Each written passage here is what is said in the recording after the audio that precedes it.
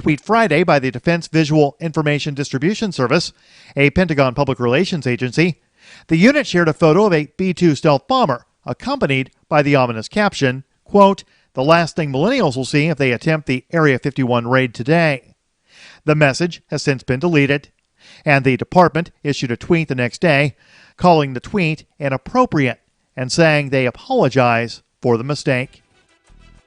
Support for the Liberty Beat comes from the Conscious Resistance Network, featuring videos, news reports, and articles from a spiritual anarchist perspective.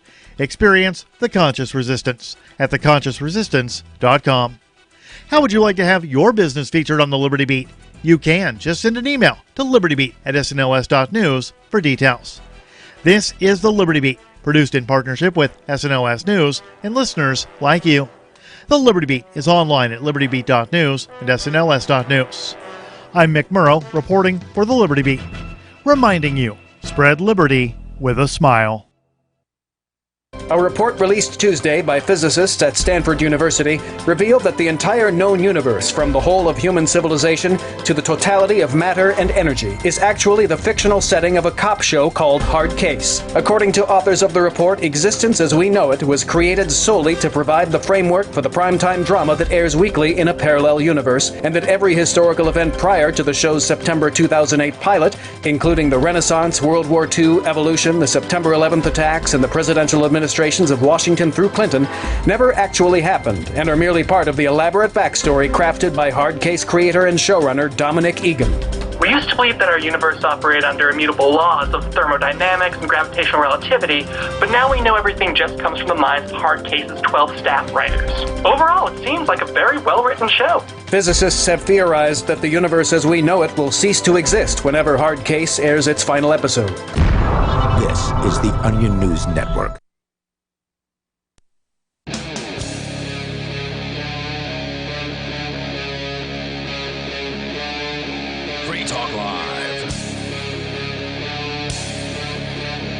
It is Free Talk Live, and you are free to call in and talk live here on the airwaves because, well, that's what we do with Free Talk Live. We call it Free Talk Live for a reason, and you are free to call in. Between 7 p.m. and 10 p.m. Eastern Time, we're here pretty much every day of the year. The telephone number is 855-450-FREE, as in freedom. It's Mark with you. Jay. And Michael. 855-450-3733. Jay, you seem to be kind of wound up about this, the Federal Reserve losing control of, I don't know, the rates and that kind of thing? Well, I would say it would be the Federal Reserve influencing control of rates and everything is what I've been wound up about for years. And what's happening now is, and I forgot my show notes because I didn't go home before the show, but what's happening now is there's this repo scam. So repo is an acronym. I kind of forget what it means, but it's basically banks need to have a certain amount of money, cash in reserve to close the books every night. So in the repo stuff, or the repo scheme, I'm going to call it. It's not a scam. It's just a scheme. Well, it's all kind of a scheme. A scam. The banks don't have enough cash to lend one another. So what's been happening is the Federal Reserve has been injecting $75 billion, that's a billion with a B, $75 billion every night for like a week or something, or maybe even 10 days now, into this repo scheme because, well, all the banks are insolvent is really the bottom line. And they've been insolvent for a long time. And these banks aren't meeting their reserves. And because they're not meeting their reserves, these repo rates went to 10%. It's like overnight lending, to where you can just go to what's called like the clearance window or clearance desk or clearing house, I guess, is some kind of thing where the Federal Reserve directly lends to these banks for like 1.75-2% in this overnight lending. What I'm seeing here from markets.businessinsider.com is the Fed pumps another $105 billion into markets, continuing a streak of capital injections.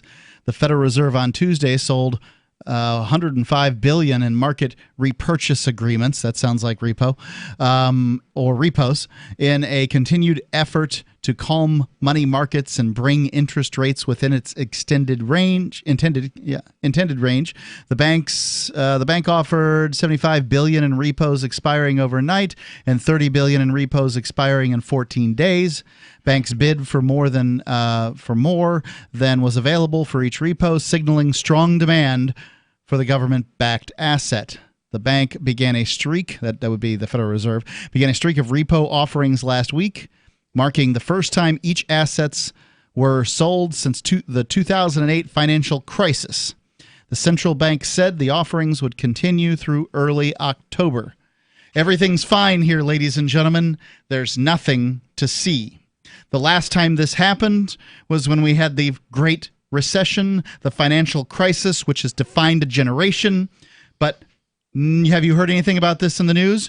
No. Donald Trump had a conversation with the Ukrainian prime minister or whatever, and this is really important. Yeah, more important than Donald Trump sending troops to, the Middle East to go, blow up some stuff for the Saudi royal prince. And also more important than just more and more evidence coming out every day that all the banks are insolvent.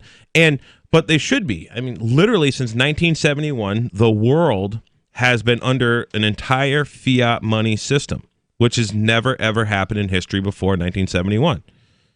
Yeah, there have been fiat currencies in, certain countries. The United States had a fiat currency called the greenback during the Civil War because, Lincoln needed to be able to pay people.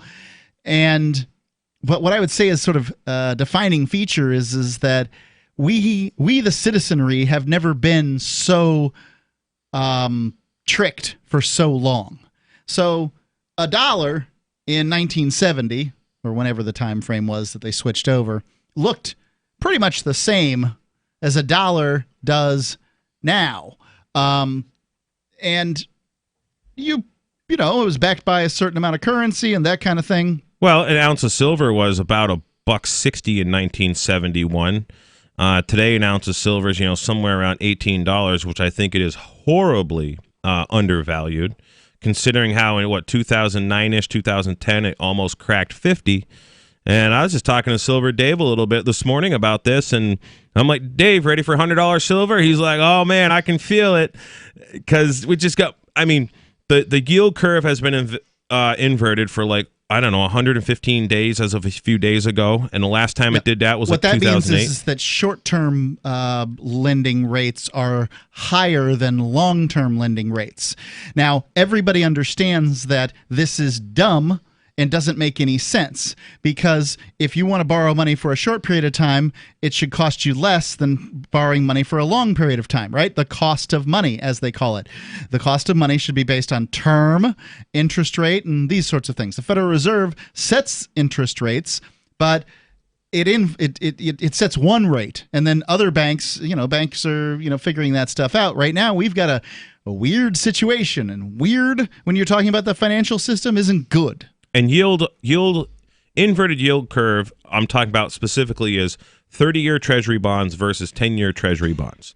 So basically, I thought this was like the overnight rate versus. I'm sorry, I kind of jumped around on you a little bit there, Mark. So, we have an expert on the line here. There we go. Good. Advertiser and friend of the show, Tim Pashot, the Liberty Advisor. And Tim, can you clear some of this up for us? Exactly what's going on with the Fed and the repo rate? Hey guys, can you hear me okay? Gotcha. All right, cool. What's going on right now is just kind of quick recap. So, the day after the supposed Iran Saudi oil strike, the price of oil went up 20%. My guess is that this is speculation, is that some of the banks probably were on the wrong side of that trade. They didn't have enough money to then meet their overnight demands. And then they found themselves in the situation where some banks were paying 10% to borrow money overnight. Now, there's a couple different ways that. And this is the problem with banks. At some point or another, there was some rule that said that consumer banks could not participate in sort of markets and do investments. Like you could be an investment bank or you could be a consumer bank, but you couldn't do both. Yeah, and that's actually a little bit different. So that is Glass-Steagall Act, and I actually did an entire presentation on that. It's about 25 minutes long that breaks all that down. And where does one find it? That was, you know what, it's on my YouTube channel, which is brand new because I just got everything up there, and BitChute. So you just look for Liberty Advisor on YouTube? Liberty Advisor, Glass-Steagall? Yeah, both of them. Also a BitChute / the Liberty Advisor. And it's one on, it's about Bill Clinton, because it was during the Clinton administration when they, I mean, all the presidents so far have had economic smackdown videos. So I'm equal opportunity smackdowner. But yeah, the one on, that was probably one of the best ones I've ever done, breaking down the Glass-Steagall Act. But without getting too sidetracked on Glass-Steagall, because that's its own whole separate beast. What banks were doing is you have to have a certain amount of money that are in reserves, and I think it's 10%. And so if the bank has, let's say one bank has 9% and the other bank has 11, then what they'll do is they'll usually, then the bank that has 11 will give 1 to the other bank, and then they'll be everything will be all good. Now, this is the fractional reserve lending thing that basically banks must have a percentage, and you're saying 10% of the assets they have loaned out. They must have those sort of held in reserve, and if they don't have it, they got to borrow, right? Yeah, and so the actual Fed funds rate that everybody talks about, the big rate that you hear about all the time, the only thing that technically indicates is if you go to what the Fed has something called the discount window, where you can borrow money directly from the Fed. But nobody ever wants to go there as one institution, because then it's sort of like saying, well, every other bank out there said that they wouldn't even lend money to us overnight. And then how confident do you think the depositors of that bank would be? They would be terrified and they'd yank all the money. So no bank wants to go to the Fed to borrow money. So what the Fed does is they give everybody an easy way out, and they say, we're just going to let everybody borrow money from us. So then that way there's no transparency. We don't actually know who the bad actors in the system are. Tim, could you hold on for just a second here? The number 855-450-3733. Are we seeing the start of a new recession, depression? I don't know what it is. Free Talk Live. Business owners, you want more customers? Accept cryptocurrencies. There's people all around you just waiting to spend money at your store. If only you would take it. I know, you've been waiting till someone else makes it easy. Well, good news. HelpMeTakeBitcoin.com adds Bitcoin to your point of sale, totally free. Use the same equipment you already have, now with Bitcoin. And unlike credit cards, there's no fees. Let the guys at HelpMeTakeBitcoin.com bring new customers to your store. HelpMeTakeBitcoin.com. I can definitely say that I have found the best cryptocurrency wallet. Certainly the best named one. I'm Mark Edge, and I love the Edge wallet. I've been using it for the last few months. You can buy, sell, trade, and hold your cryptocurrency securely. I trust my holdings of all the major cryptocurrencies to Edge wallet, and you should too. No long phrases to memorize, just a username and password. Secure your freedom with Edge wallet. Get it now on Apple or Android in the App Store or at edge.app. Gold has definitely been on the move recently, and there is no more secure investment historically. McIlvaney ICA has been helping people take delivery of precious metals and find storage options for decades. They've helped thousands of investors with their precious metal IRAs. Call ICA today for your free portfolio review at 800-525-9556 or download their free report online at ICAGoldSilver.com to learn how you can double your gold and silver ounces even within an IRA. 800-525-9556. ICAGoldSilver.com.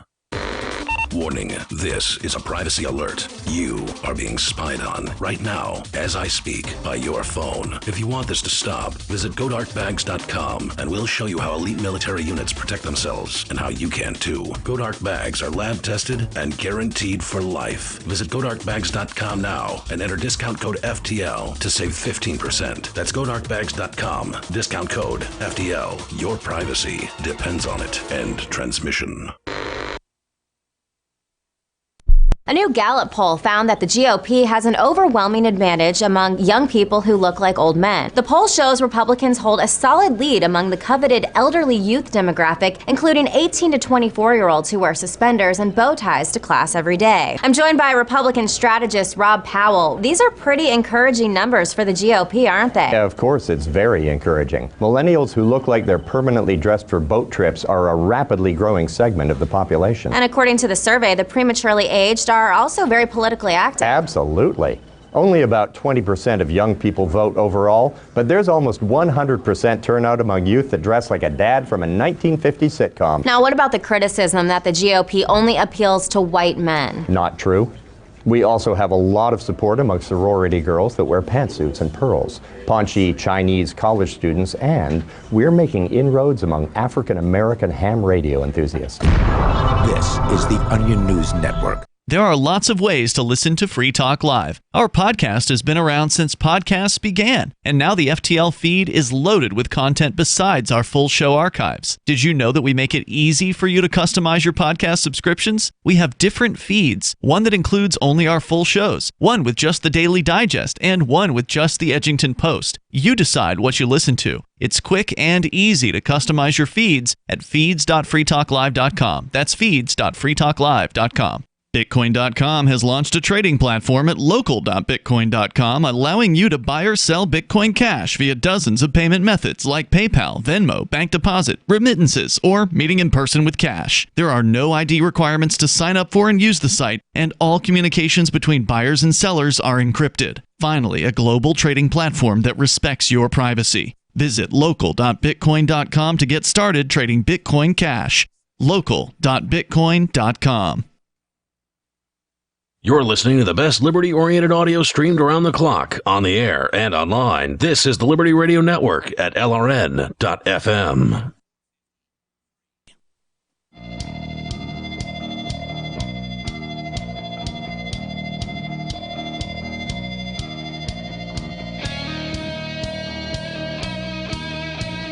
Free Talk Live. Talking about the Federal Reserve and some indications of a perhaps not so trustworthy marketplace. I don't know whether there's a recession coming or not, or, nobody can predict the future, but some weird things are happening. If you find these things weird, then maybe you want to go and put a little money in some Bitcoin or maybe some gold and silver. Whatever it is, you need to start looking around. And one good place to start checking on cryptocurrencies is Bitcoin.com. They have the Getting Started section, which will tell you how to, what cryptocurrency is, how to hold it. They will sell it to you. They actually have the ability to buy it right there with a credit card. And also, if you want to acquire some without, people necessarily knowing that you've gotten it, your bank or those kind of folks, then you can go to local.bitcoin.com. You can get all the best news at news.bitcoin.com. It's a big, robust site, and they've got a lot of information over there. Bitcoin.com. And Bitcoin Cash, looks like a lot of the cryptos are on sale right now. $8,400 Bitcoin, $223 Bitcoin Cash. So I think now's a good time to get in. Yeah, people have said the same thing. I got an email today that's called cryptocurrency on sale. So Bitcoin.com.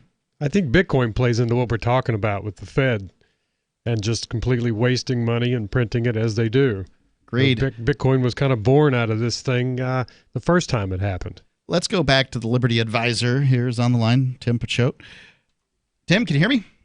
Yeah, I can hear you guys. Excellent. Hey. So should I be worried that the banks across America are borrowing something like $100 billion every day in order to sort of keep their reserves? I mean, has there basically been a run on banks?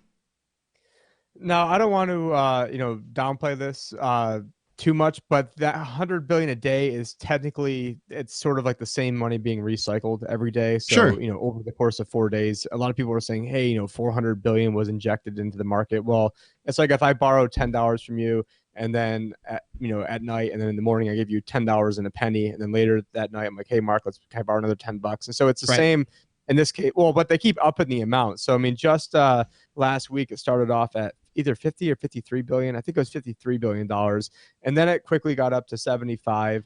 Now, then they did some other thing where they had, like a 2-week loan, and then they ended up upping that amount dramatically as well. So isn't 75 billion like the stated max that they could do? I thought I had heard. And then it was until, and actually right now I'm on the NewYorkFed.org website, and actually as of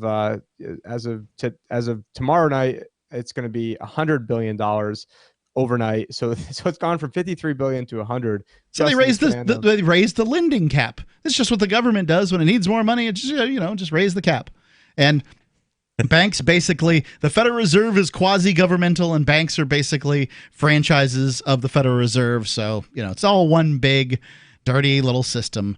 And it's not them that are going to get screwed, ladies and gentlemen. This isn't a problem that banks have. This is a problem that you have. Yeah, inflation. Remember who was too big to fail.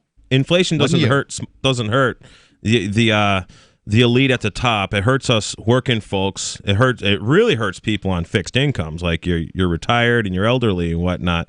And that is the least painful symptom of all this stuff is going to be inflation. I'm sure Tim could tell us what's going to be much more painful coming from banks doing things like this.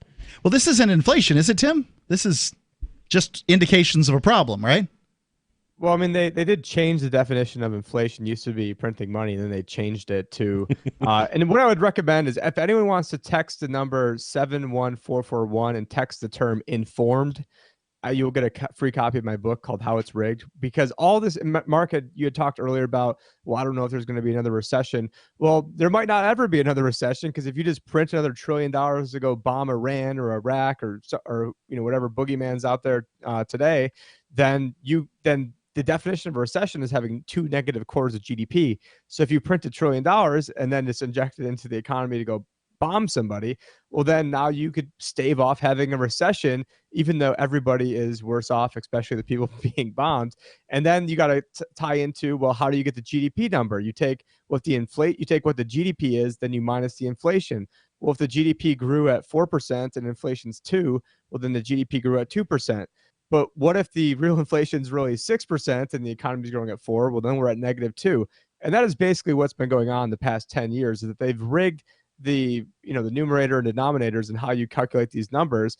And then they rig the inflation number by, there's a million ways to do that. Or, if let's say an iPhone was last year was $1,000 and now it's $1,200. We all know that's a 20% increase, but maybe now the government will say, well, hey, the new iPhones, the battery lasts 50% more. So actually there's a 20% decrease in inflation, even though the price of everything went up. Or, you used to buy, a steak and now you're buying hot dogs.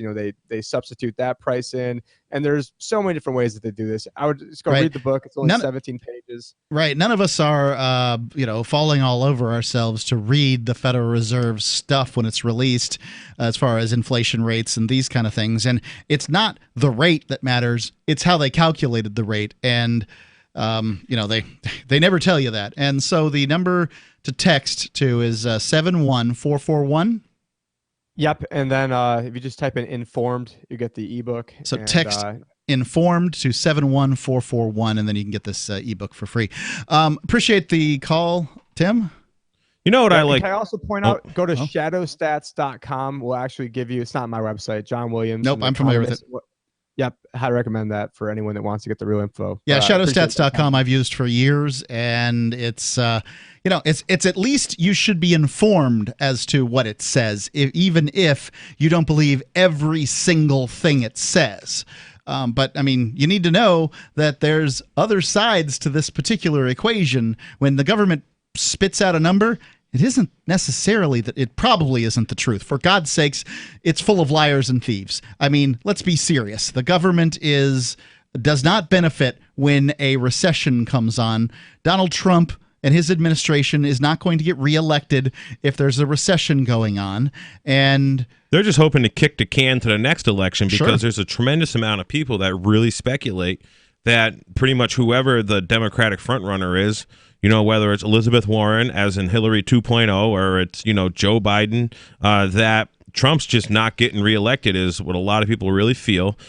I mean, I personally don't really care. They're all a bunch of thugs anyways, but you can see how important the prize is, though. But if the Democrats have it next time, in a year from now, they got it. This is probably when this thing's really going to come to a head, if it does. Right. Yeah, the greatest indicator is if the incumbent party will win, is the stock market performance 2 months before an election has an 86% track record of predicting who would win. So that's what they want to do. And Donald Trump, when he was in there, was saying, things like the unemployment number is the most phony, fake number that's ever been invented by economists to make presidents and politicians look good. Almost an exact quote from Donald Trump back in 2016. But now it's his unemployment number, so he's got to run with it. and it just drives me absolutely nuts. But yeah, the last thing about the discount window is the Fed funds rate is only if banks borrow money from the Fed, but no banks want to out themselves of needing to borrow money from the Fed. Free Talk Live.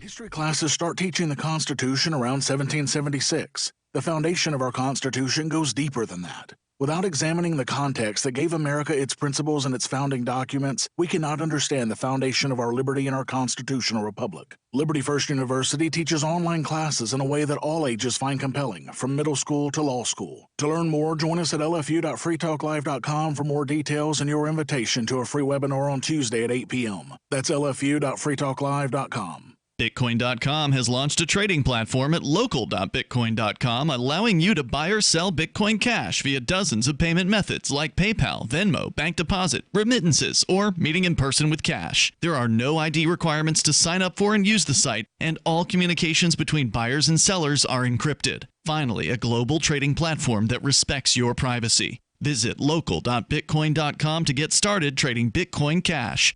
local.bitcoin.com. Since time began, tyrants have taken aim at personal liberties.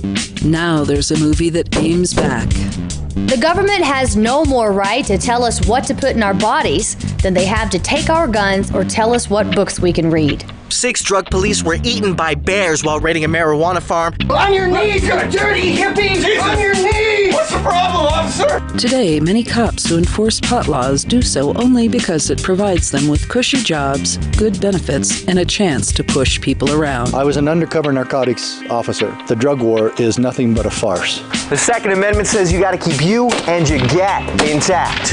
Guns and Weed, The Road to Freedom. A film by Michael W. Dean and Nima Vadadi.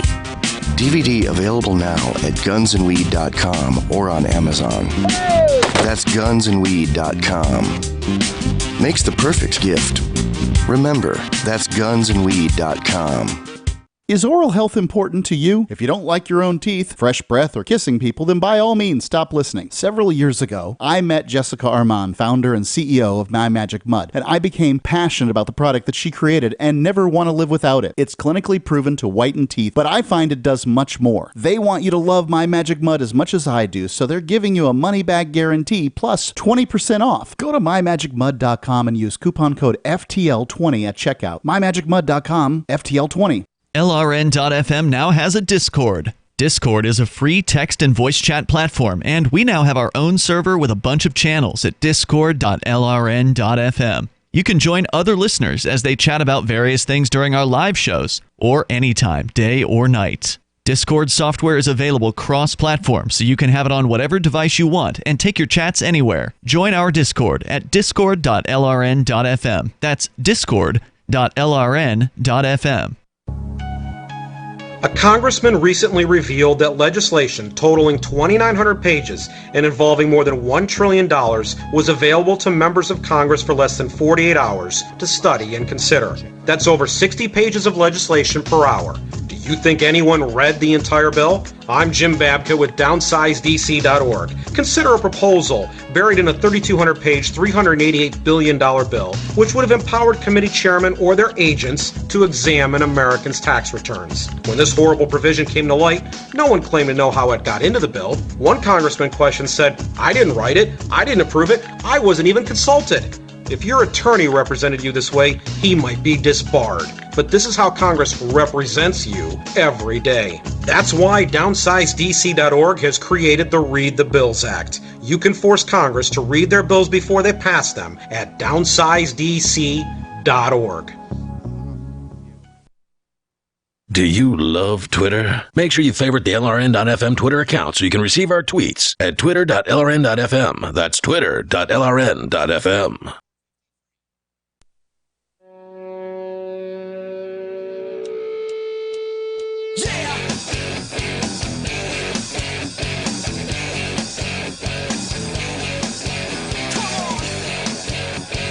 Free Talk Live.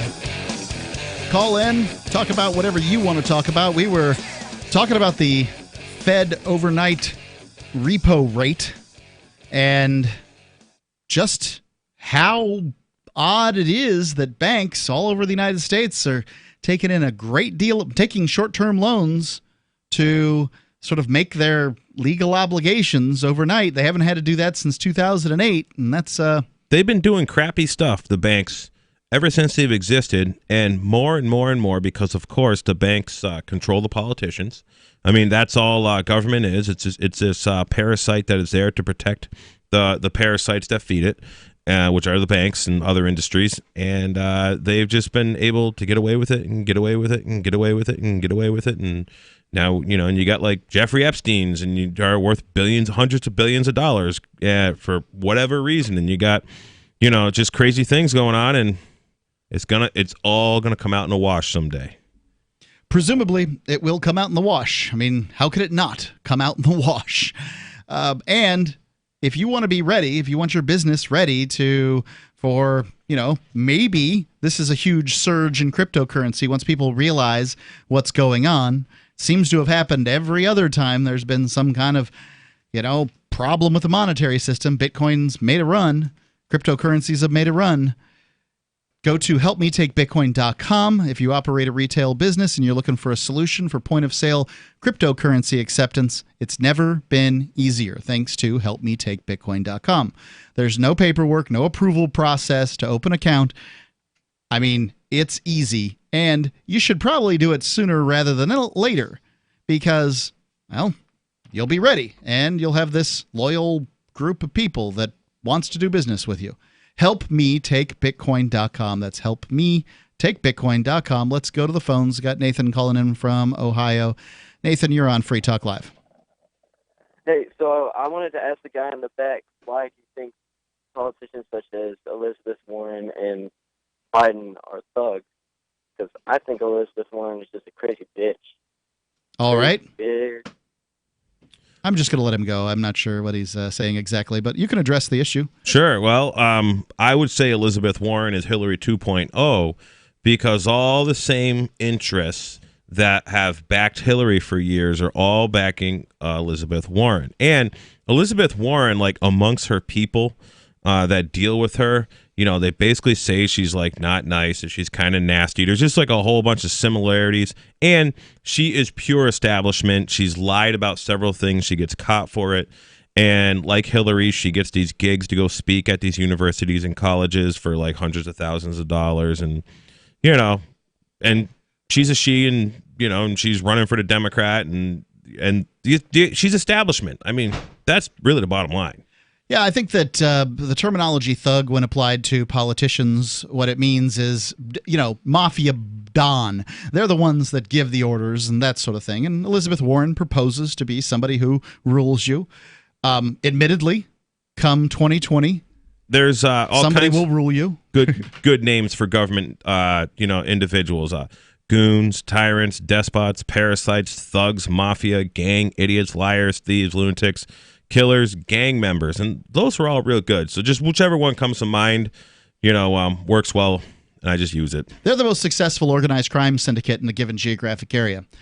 They have no competition. They operate well. They may have competition, but they're very good at snuffing it out. Right? They work on that every day, all day, is trying to snuff out any competition when it comes to organized crime. The only code enforcement officer is going to come to your house or your place of business and start writing you fines is wearing a shiny badge. Probably true. But there used to be people who did protection, right? Gangs actually did. Hey, it'd be a shame if something terrible happened to your business here, right?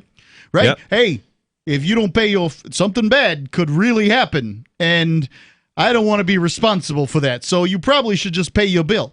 And what is the operable difference between some guy with a Hollywood Italian accent making a ridiculous threat against your business and the government saying, look, if you don't want us to shut you down, you got to pay your licensing fees. The only difference I can see is flags and badges. That's it. That's really the only difference. Why the bad guy, why the mafia guy, what he's going to do? He's really clear about he's going to break your stuff up. Right. But with the government, that's not the case. Because, they'll make it very clear. You fiddle around with them long enough, they'll make it clear that you need an occupancy permit, you need a license to operate, and depending on your town.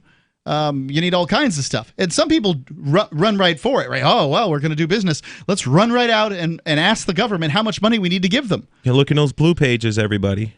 And I'll tell you, we operate Free Talk Live here in Southwest New Hampshire, and to the best of my knowledge, we've got no licenses for anything. I'll be willing to bet that if we had moved in here back in 2006 and we had rang up the local they would have bureaucrats, found something for you. They would have absolutely found us a license that we needed to spend some money on. Maybe it was $100. Maybe it was $500. Well, when you ask for permission, I mean, basically you're begging, them for something, and they're going to look for some way to extort some money and, gain some power over you. Why? Look, if you run any other organization and somebody picks up the phone and gives you a call and says, all right, can you think of any reason why I should give you some money? It's your job to come up with a reason why they should give you some money. So why, ladies and gentlemen, would you imagine that the government is any different? I'm sure. Not any organization. Honest folks, honest organizations will say, no, I can't help you. Just like for you, for example, Mark, if somebody calls you and wants to advertise a product that that you're not going to be able to sell right. You tell them, we're not the ones for you. You're straight up with them. And there are very few people that do that. Right, but I will help them find somebody, someplace that they can advertise, and that's one of the things. The government absolutely will come up with a license for you, whatever it is. I'm sure in the history of governments across the United States and around the world that somebody has picked up the phone and called them up and they said, we got nothing to sell you. I bet it's rare. There are some decent people who do work in government. Sure. They're hard to find, and a lot of times these decent people who work in governments are in really small towns, and like the town clerk. And when you're in a small town and you're a town clerk and everybody's your neighbor and knows your name, well, it's kind of harder to be a scumbag and get away with it, to where like in cities it's really easy to do, and obviously state level it's easy to do, and then of course the federal level, I mean, it's almost required to maintain being in the federal government. And I've never even considered calling the federal government, but I bet they could find a license for me too if they really looked hard. You call the federal government, you're going to get passed around to 30, 40 people. Most people just get sick and tired of it and hang up the phone. If you can get somebody. Right. The FCC did at one point have a DJ or talk show host license, but they have long since abandoned it. That you can still get a license to broadcast as a ham radio operator. But I mean, that's not quite the same. Interesting that I have far wider reach than any ham radio operator could ever imagine having, but they don't require a license from me, but for the ham operator, they do. Well, it shouldn't require a license for you to talk about what you want. That sounds like an extreme violation of this First Amendment protected, freedom of speech. Well, they do have a license for the radio stations. So any radio station basically... That's because they think they own the specific frequencies upon which they have restricted or regulated, and there's certain frequencies that are like open that you can do things on up to like certain wattages or whatever. Yeah, they claim that the airwaves are owned by the public in the public's interest, as though my interests have ever been met by a radio station. I don't even know what that means, that it's in my interest. But at least they don't claim to own the internet yet. But I'm sure they'll keep on trying. And and thanks to the internet, we can have people just broadcasting all they want, unregulated, unrestricted, no permission slips. Right. And no problems. You could do a podcast and somebody can go listen to your podcast. You say whatever you want. When it comes to the radio, oh no, a youngster may be under their covers right now with a flashlight, reading a comic book, listening to a transistor radio, and they could hear you say a wordy dirt. Dirty word. And 20 years ago, we literally couldn't do this. Right? I mean, come on. I mean, how many 11-year-olds are snuggled up to a transistor radio at this point? 855-450. Well, back in the day. Yeah. Free Talk Live, 855-450-FREE. That's 855-450-3733. Hunters, anglers, campers, and survivalists. Get back to nature. Expand your horizons with the highest quality, most versatile, unique slingshots and sling bows on the market at slingbow.com. Slingbow products are compact and models start from just $17.98. They're perfect for your bug out bag or storing in your vehicle. Give yourself and your loved ones the excitement and tradition of Slingbow, a new frontier in archery and truly modern twist on this primitive survival tool. Feel the thrill only at slingbow.com. Dehibo Tea Club's original pure Pau d'Arco Super Tea comes from the only tree in the world that fungus does not grow on, so it naturally has antifungal, antiviral, antibacterial, anti-infection, anti-inflammation, and anti-parasite properties. But maybe more importantly, Dehibo Tea Club's original pure Pau d'Arco Super Tea builds corpuscles in the blood, which carry oxygen to our organs and cells. Our organs and cells need oxygen to regenerate themselves. The immune system needs oxygen to develop, and cancer happens to die in oxygen. The tea is great for healthy people and can truly be miraculous for someone fighting a potentially life-threatening disease due to an infection, diabetes, or cancer. Dehibo Tea Club's original pure Pau d'Arco Super Tea is only $34.95 plus shipping. Order now at shopsupertea.com or call 818-984-6100. That's shopsupertea.com or call 818-984-6100. Shopsupertea.com. Most of you know that heart disease is the #1 silent killer in the U.S. What if I told you for just $54.95 a month you could fight against heart disease naturally? At Heart and Body Extract, we've been helping thousands of people get back to a healthier heart. Don't just take my word for it. Check out all of the success stories at hbextract.com, or to order, call 866-295-5305. That's 866-295-5305. hbextract.com. Don't risk it when you can take charge of it. Don't you hate that feeling in the pit of your stomach when the police pull you over? Most people have no idea how to handle it properly, and they promptly get fed into the municipal fee-generating meat grinder. Or maybe you recall that feeling you get when you go to the mailbox and see one or more letters from the IRS. You get a sense of impending doom, don't you? So let me ask you, if you could learn how to use the law to beat the IRS, traffic tickets, almost any courtroom scenario, collectors, credit card debt, and even mortgage debt because of fraud perpetrated against you, would that be worth knowing about? Don't laugh. Investigate. Check out the life-changing benefits of the Lighthouse Law Club at their website, lighthouselaw.club. That's lighthouselaw.club. And while you're at it, visit the Lighthouse Law Club YouTube channel. You might be in for a pleasant surprise. The LRN.FM social media channels have been revamped. We've eliminated Facebook and focused on other platforms like Twitter and Mastodon, the decentralized alternative to Twitter. On our accounts, you'll find posts from multiple LRN.FM show hosts together in one place. Follow us on Twitter at twitter.lrn.fm, or better yet, move to the decentralized Mastodon social media platform at toot.lrn.fm, toot.lrn.fm. I think you'll like it. There are basically two types of advertising, direct response and branding. Radio's great for direct response with its low cost to listener ratio, but audio can't be beat for branding, which is a longer term endeavor. You want to be the first thing that someone thinks of when they think about your product or service. If you have a local business that you want kept top of mind in your community, call the station. If you need national reach, Free Talk Live's got around 200 radio stations, millions of monthly listening sessions, can suit all budgets, and if we don't think we're right for you, we'll tell you. Email me, mark@freetalklive.com. You can put the Liberty Radio Network on the air in your area. Visit broadcast.lrn.fm to learn how. Broadcast.lrn.fm.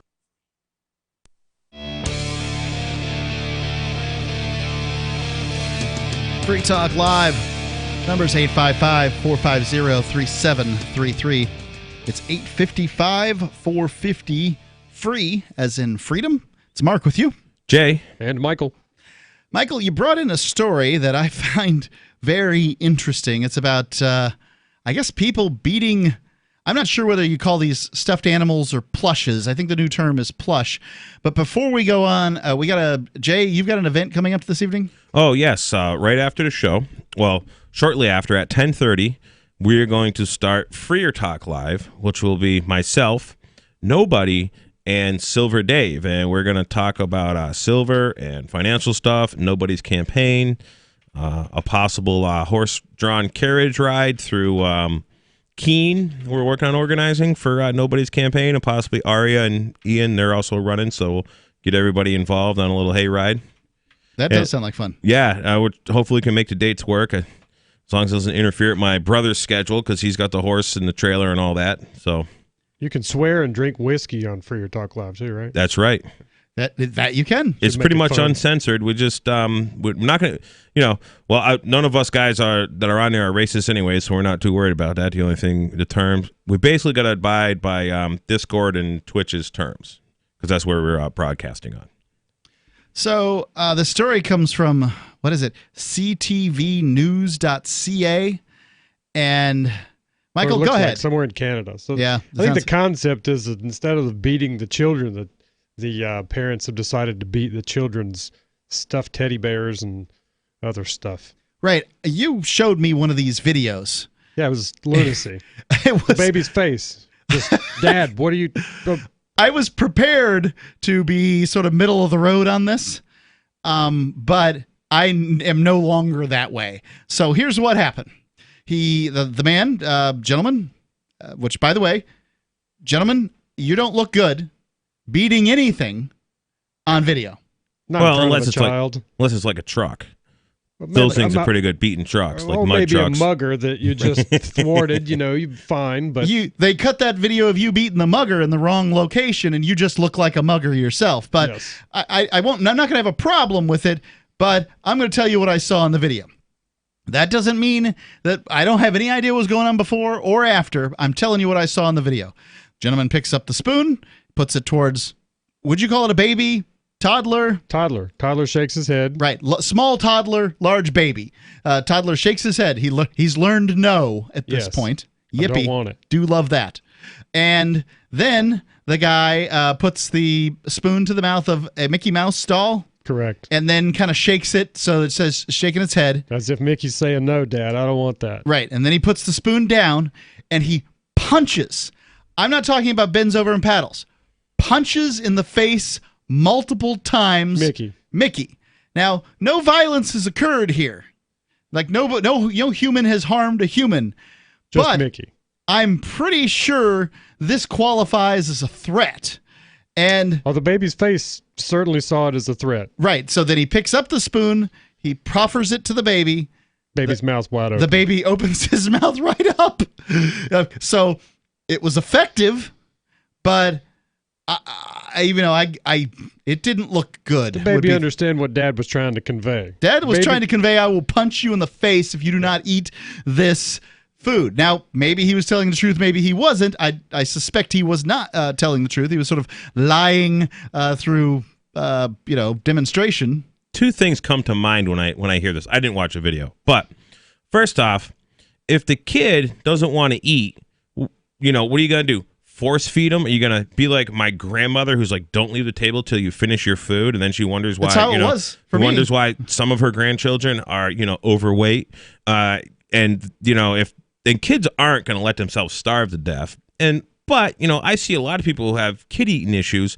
They're letting the kids eat junk food all day long, and they're getting all their calories from junk food. That is number one. So my son is not a great eater. It's frustrating, and he's limited himself down to a small amount of things that he likes to eat. But at the very least, the foundation that my wife built early on was he knows he's got to eat vegetables with every meal. And he's got a list of them he's willing to eat, so he'll eat the cucumbers, not a vegetable, I understand. Carrots, there's, some romaine lettuce she'll put on the plate, whatever it is that she puts out there. And there's again, I'm not saying he's eating beets, okay? He's not. But he understands that he has to eat these things, and that's just the end of the story. But I mean, chicken fingers, pizza, these kind of things, these are what kids want to eat. And when they get candy, sugar is addictive. When you give your kid sugar, of course it's an appetite suppressant. Of course they're not going to want to eat. Scientists have designed these sugars, these ingredients, and these, popular food options, chicken fingers and French fries and whatnot. And the easiest way to infuse these designer ingredients that are very palatable and desirable by the body is to fry them into whatever. I mean, I have a friend he's like, you could literally fry cat turds and people would probably eat them. As long as you're wrapped in cartoon packaging. And the other part of this, I was thinking, so by beating the stuffed animal, Mickey, this is kind of what the government does to us every day when they have, like, for example, Ross Ulbricht doing double life in prison is a fine example of this same exact strategy. This is what you're going to do if you create a marketplace that you don't let us regulate. We're going to put you in prison for double life. Plus, that's, pretty much the equivalent of beating a stuffed animal in front of a baby, as far as I'm concerned. And it's a demonstration, right? It's a demonstration. You're not trying to punish the stuffed animal, and you're not trying to punish Ross Ulbricht. You're trying to send a message. And when you're sending a message, you're punishing somebody for the future deed of someone else, and that's wrong. Speaking of Ross Ulbricht, I got a letter from him the other day. Thanking me for the money I raised at the auction at PorcFest. Very good. Which was pretty cool. Michael, would you go on with this story here? Yeah, so I didn't start. We got sidetracked on just don't beat your kids. I guess that's what this is really about.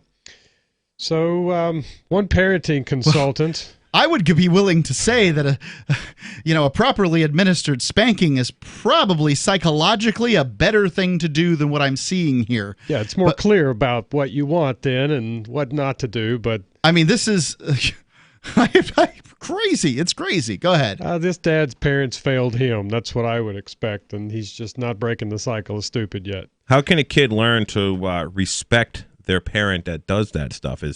Because it's just... It's ludicrous. They'll learn to fear him. There's a big difference between fear and respect. I never once feared my dad. I always respected him. That's good. The respect, though, you got to earn that one, and that takes a little bit of effort and speaking to yourself when you want to beat the stuffed animal or the kid. I know. Not doing it. No, don't. So a disturbing practice. Parents beating stuffed animals to scare kids into eating. I'm way behind here. One parenting consultant said it's disturbing that some parents have been beating stuffed animals today, bears, in front of their children.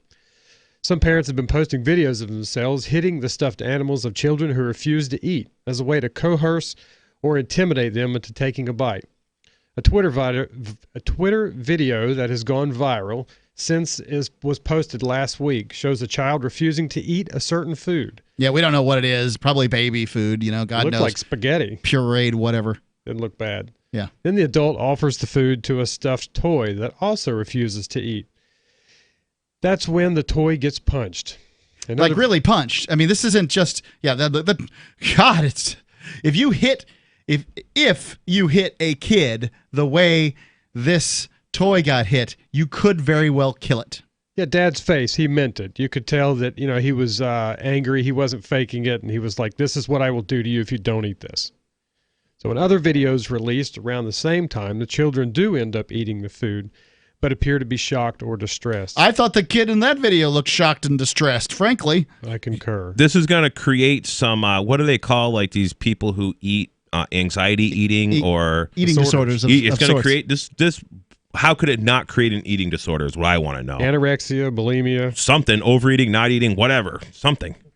Well, I'm sure that it'll create a certain amount of them that say, hey, I was threatened with a punched stuffed animal when I was a kid. Why can't I do it? My grandmother said, if you don't eat that, you're not going out to play, and then you're going to wake up tomorrow morning, and that's what you're eating for breakfast. That was about it. I think was what was told to me, and at some point or another, I'd eat that cold food. I don't know. I mean, look, I get the parents are frustrated. This is clearly a frustrated dad in this video. I'm just saying that there's certain tactics that I would keep off limits. When it comes to administering spankings and these sorts of things, I basically err on the side of don't do it because my presumption is the vast majority of Americans and frankly people around the world are probably not child development experts and probably shouldn't be resorting to something as violent as spanking. Especially when they do it out of anger. 855-450-3733. It's 855-450-FREE here on Free Talk Live. Balance of Nature. Changing the world, one life at a time. Heard your commercials for a long time, and I kept thinking, yeah, I'll look into that, and I just never did, and finally I gave you guys a call and started. Well, I did tell the doctor when he asked me what I was doing. I said, have you heard of Balance of Nature? And he says, yeah, he actually had taken it at one time. I said, well, I'm doing that, and I feel great. I think it's helping and everything. And he says, well, good. He says, I should start that up again. I'm just happy, and I'm going to stick with it. Experience the Balance of Nature difference for yourself. Receive 25% off your first preferred purchase of Balance of Nature. Plus, get a set of convenient travel bottles containing a free additional week's supply of Balance of Nature's fruits and veggies. With these discounts, you will still receive free shipping on every order.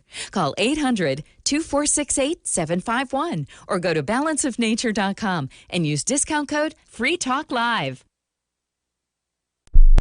What do you shop for that you could otherwise buy at Amazon? Pretty much everything, right? Amazon has competitive pricing and they deliver, and that's a big plus. If you could plan ahead in your shopping, would you be interested in saving up to 33%? There's a catch. You have to do your shopping in Bitcoin. But imagine those savings. It's like a huge raise. All you have to do is go to SaveItPurse.com. We've saved thousands, and you can too. Plan ahead and save. SaveItPurse.com. Some of you asked, and now we've delivered. LRN.FM's live Keene, New Hampshire studio shows are now streamed in HD on Twitch. Visit our channel at twitch.lrn.fm and give it a follow. If you have Amazon Prime, you get one free subscription on Twitch. If you use it on our channel, Twitch will give LRN.FM a monthly piece of your Prime subscription cost. So please watch, follow, share, and subscribe to twitch.lrn.fm. That's twitch.lrn.fm. You're listening to the live edition of Free Talk Live. Hour number 2 is next after the news here on the Liberty Radio Network at LRN.FM. This is the Liberty Beat, your daily source for Liberty news and activist updates. Produced in partnership with SNLS News and listeners like you. Online at libertybeat.news and snls.news. I'm Mick Murrow with your latest edition of the Liberty Beat. Gold is trading at $1,532, silver at $18.61, and Bitcoin is trading around $8,551. Today's prices are brought to you by InnoScale. Take off with Managed Cloud. Looking for a safe, secure way to store your important files online? Let InnoScale handle it for you. Their high-availability cloud servers are the perfect solution for clients needing one or more secure, scalable servers with built-in hardware failover protection. For details, see them online at innoscale.net. In the news, in mid-2019, Hawaii became the 26th state to decriminalize small amounts of marijuana.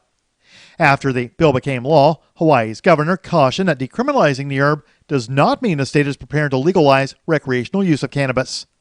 Under the new law, people caught with marijuana will no longer face a misdemeanor charge that had been punishable by up to 30 days in jail and a $1,000 fine. Now, people caught carrying 3 grams or less can still be slapped with a citation, carrying a $130 fine, but no jail time. Hawaii's Democrat-controlled legislature approved the bill and then sent it to the governor. The governor, in May, neither signed it nor vetoed it. As a result, the bill became law and will go into effect January 11, 2020. The Marijuana Policy Project said, quote, "Unfortunately, 3 grams would be the smallest amount of any state that has decriminalized or legalized simple possession of marijuana." End quote. The Liberty Beat is sponsored in part by Brave Botanicals. High-quality kratom and CBD at reasonable prices with excellent customer service. Brave Botanicals is activist-owned and mission-driven and believes so strongly in the power of kratom, they're giving it away for free. Just go to freeounceofkratom.com for a free ounce of kratom delivered to your door. Just pay shipping. That's freeounceofkratom.com. This is the latest edition of the Liberty Beat. Find us online at libertybeat.news and snls.news. Your news now continues.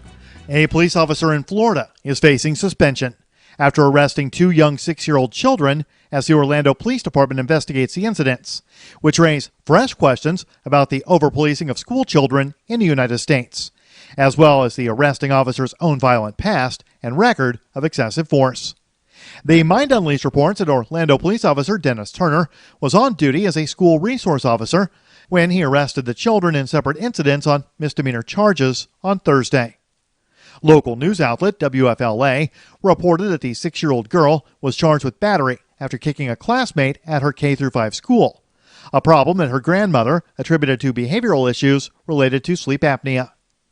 Following her arrest, the first grader was booked into a local juvenile detention center 8 miles from the incident. According to the child's grandmother, her granddaughter was handcuffed, fingerprinted, and even had her mugshot taken. The events surrounding the Storm Area 51 meme, which went viral over the summer, appear to have been little more than hot air and social media buzz, as a few hundred alien enthusiasts and revelers partied near the secretive U.S. military base in a largely uneventful manner. Yet, despite the wholly innocuous nature of the Storm Area 51 phenomenon, the Mind Unleashed reports the U.S. government doubled down on its menacing posture this past weekend, in a bizarre tweet promising deadly force toward millennials who might raid the site. In a tweet Friday by the Defense Visual Information Distribution Service, a Pentagon public relations agency, the unit shared a photo of a B-2 stealth bomber, accompanied by the ominous caption, quote, "The last thing millennials will see if they attempt the Area 51 raid today." The message has since been deleted, and the department issued a tweet the next day, calling the tweet inappropriate and saying they apologize for the mistake. Support for the Liberty Beat comes from the Conscious Resistance Network, featuring videos, news reports, and articles from a spiritual anarchist perspective. Experience the Conscious Resistance at theconsciousresistance.com.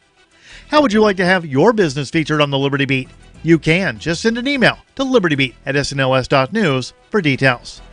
This is the Liberty Beat, produced in partnership with SNLS News and listeners like you.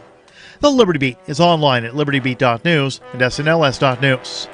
I'm Mick Murrow, reporting for the Liberty Beat, reminding you, spread liberty with a smile. Delighted health insurance executives gather in an outdoor coliseum to watch a patient battle cancer, and a self-conscious flasher is fully clothed under his trench coat. This is the Onion Week in Review. While stressing that they would absolutely never consider doing anything of the sort, German leaders quietly admitted this week that they were pretty sure they could carry out another Holocaust if they ever truly wanted to. Quickly noting that the Holocaust was an atrocity that should never be repeated, no matter how easy it would be to do so, almost all members of the German parliament discreetly conceded that with their country's dominance of Eurozone GDP, pulling off the unthinkable genocide would not be the least bit difficult. I'm just saying, hypothetically, that we very easily could do it. I mean, we definitely have the infrastructure, and the concentration camps are still standing. In other news, a so-called Christian has an erection. A new study finds more children are growing up in single-parent households, and a real-life Nancy Drew traces the source of her HPV. This is the Onion News Network.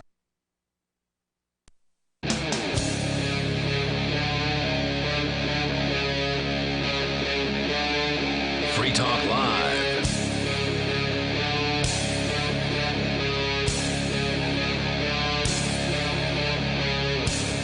Free Talk Live. Call in, talk about whatever's on your mind. It's Mark with you. Jay. Michael. 855-450-3733. It's 855-450-FREE.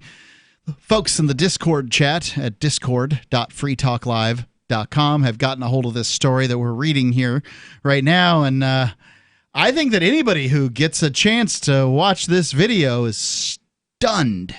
What happens in this video is a father attempts to feed his young man who's got a nice little haircut. I'd say he's a toddler, maybe, 12 months, 18 months, somewhere in there. Young man. Won't eat. Well, this happened to a lot of parents. Certainly has happened to me. And so he proffers the spoon to the kid. The kid shakes his head. He proffers the spoon to his little Mickey Mouse stuffed animal. And then Mickey Mouse shakes his head that he doesn't want it because the father shook the head. And then he puts the spoon down and punches Mickey in the face repeatedly. He then picks the spoon up, proffers it to the little boy. The little boy, stunned, opens his mouth wide open and eats the food.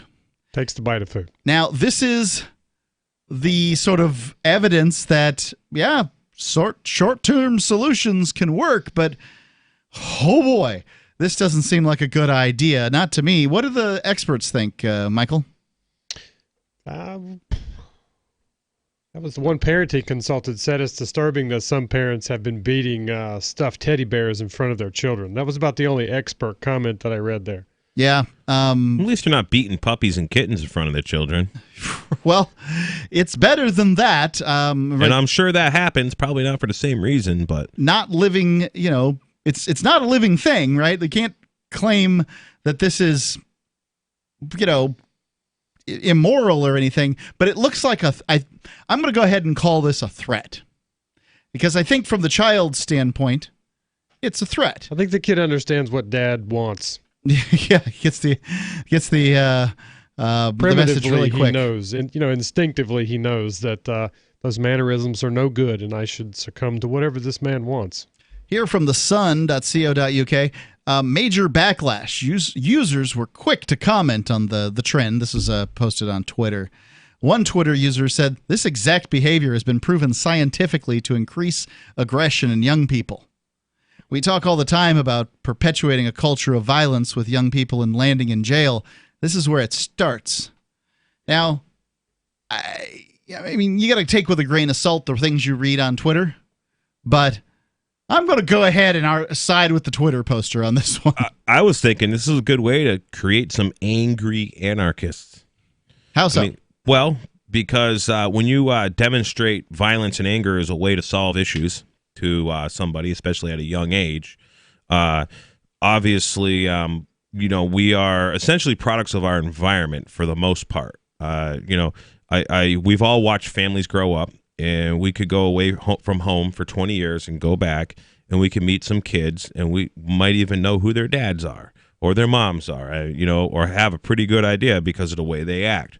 Well, when you're an a-hole as a dad or a mom, a lot of times the kids turn out that way, especially if, both mom and dad are a-holes, for lack of a better description. And when you use violence as a means to get things done, and now this is being imprinted into an infant's life. I mean, what's next when the kid's 6 years old and does something stupid, or when he's 12 or whatever, and how's this kid when he's 8 years old? What's he gonna do to his 3-year-old little brother, for example, because the 3-year-old little brother is not compliant with whatever demand? Right. So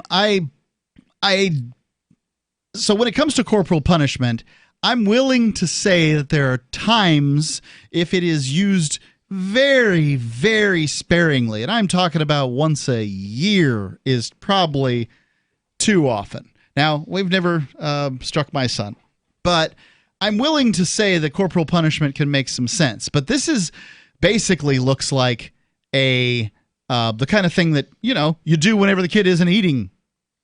And I think that the problem with corporal punishment and many types of punishment is they create an atmosphere of terror. And that's what this is doing. This is a psychological punishment intended to threaten the kid with what would be deadly if a grown man punches a 16-month-old toddler in the face. You could very well kill the kid. Absolutely. And I think that that's where you need to start with the notion is that, look, I understand they make you angry. I had one. He still makes me angry. He's 11. But, you got to... If your ideas are so great, they shouldn't require a beating. Right. I think this is a shortcut. When you read about what these parents big post, shortcut, yes. Yeah, so when kids don't want to eat, this is what you got to do. And that's what Wild Cherry posted when they posted the video. You just take the time and figure out, why this kid doesn't want to eat this. Yeah, let him get hungry, maybe. I think that's, many times people just don't understand. It's like, hey, how come you just had that candy and now you don't want to eat? Well, you're spoiling their dinner. And sometimes kids don't want to eat the food that's good for them. I get it. It's tough. It's not easy. When you have a picky eater, you got a picky eater, and it's difficult. My sister-in-law, she's actually set a great example for others. She's really good with her 2 kids. Like, all the snacks are like, she'll cut up an apple. She'll offer them, baby carrots, celery with some like organic almond butter type things. I mean, but she puts a lot of effort into doing all this stuff. Yeah, it's and work. Several times the kids are whining, "Mom, I'm hungry. I want a snack." And she says, "No, I'm not giving you a snack. We're going to have dinner in about an hour. Go do whatever. Drink some water." Mm-hmm. She'll offer him some water, or she'll offer him some, like she'll, juice like some stuff out of veggies and offer it to the kids. But because she knows darn well that if she even lets a kid eat like a couple apple slices or a couple little baby carrots, Suddenly they're not hungry? Not going to want off food. And she tries to feed them at like 6 p.m., 5:30, because the kids are pretty much ready for bed by 7:30, 8 o'clock. But if she lets them eat a snack, and then it's a fight getting them eat food, and then, now it's time for bed, but, I'm hungry because they didn't eat dinner. Right. But that is hard. You got to put a lot of effort in as a parent to stay that consistent. And I lived with them on and off over the past few years. I think the oldest is 8 now, and she's put a lot of effort into it. But the kids are pretty good. she wouldn't ever have to do this. And if they leave a few things on the plate, no big deal. We'll feed it to the chickens, or you can eat it tomorrow. Yeah, that is one thing is that if you put the time in early, you don't have to put nearly as much of it in, and you don't have to put it in later. And that's once the bad habits are created, they're very, very hard to break. It's with anything, training horses. My son's never had a soda in his life, and that results in him making better choices as to what beverages to drink. Now, any opportunity he gets, he's going to get a lemonade. Now, it's not carbonated. I don't particularly care about carbonation. I don't think it's that big of a problem. Some people have their beliefs that it is. Whatever. Doesn't matter to me. It's the sugar, and lemonade has plenty of sugar. I'm not claiming to be a saint or anything, but there's only lemonade and apple juice in his world, and water. My nephews haven't had soda, nephews and niece, and at my house they've been offered a soda from other people who brought some soda, and no, I don't drink that stuff. It's not good for your teeth, is what one of my nephews told one of my friends. And the guy who was offering him the soda was pretty funny. He had like 4 kind of rotted teeth, and he was like, "Oh, I guess you're right." I mean, I think when they don't have it early on and they drink it later, it's pretty nasty to them. It's a bit of a shock. It's really sweet. When we offered it to our middle kid, 3-4 years old, he spit it out immediately. Didn't want anything to do with it. Doesn't want anything to do with soda now. Yeah. Your thoughts, if you've seen this video. If you haven't, you can go to discord.freetalklive.com. They've got it posted in there. Also, you can get on our Telegram chat. We've got it posted there, telegram.freetalklive.com. It's amazing. This father's punching this stuffed animal to get the kid to eat, and he eats. He eats quick. 855-450-3733. It's 855-450-FREE, as in Free Talk Live. I want to tell you about my favorite cryptocurrency wallet, Edge Wallet, at edge.app. Edge is the wallet I use more than any other, and that was true long before Edge Wallet became a sponsor of Free Talk Live. Edge Wallet allows you to buy, sell, trade, and securely hold your cryptocurrencies, including Bitcoin, Ethereum, tokens, Monero, Ripple, Dash, Bitcoin Cash, and more. It's available for both Android and iOS, and you can download it via the Play or App Store or via Edge Wallet's website, edge.app. Secure your freedom with Edge Wallet. Bitcoin.com has launched a trading platform at local.bitcoin.com, allowing you to buy or sell Bitcoin Cash via dozens of payment methods like PayPal, Venmo, bank deposit, remittances, or meeting in person with cash. There are no ID requirements to sign up for and use the site, and all communications between buyers and sellers are encrypted. Finally, a global trading platform that respects your privacy. Visit local.bitcoin.com to get started trading Bitcoin Cash. local.bitcoin.com. She's such a beautiful little puppy. I mean, we walk around the block, and neighbors always say, her hair is so beautiful. Healthy and shiny and glossy. DINOVITE.com.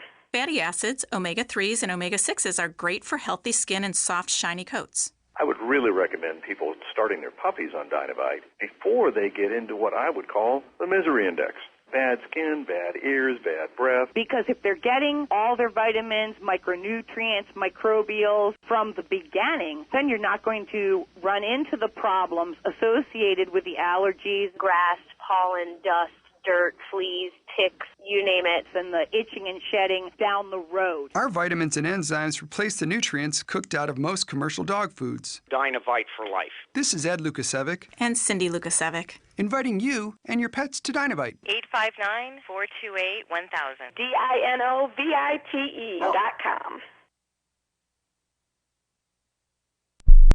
Why did you move to the Shire? I moved here to the Shire because there's other people around who take liberty just as seriously as I do.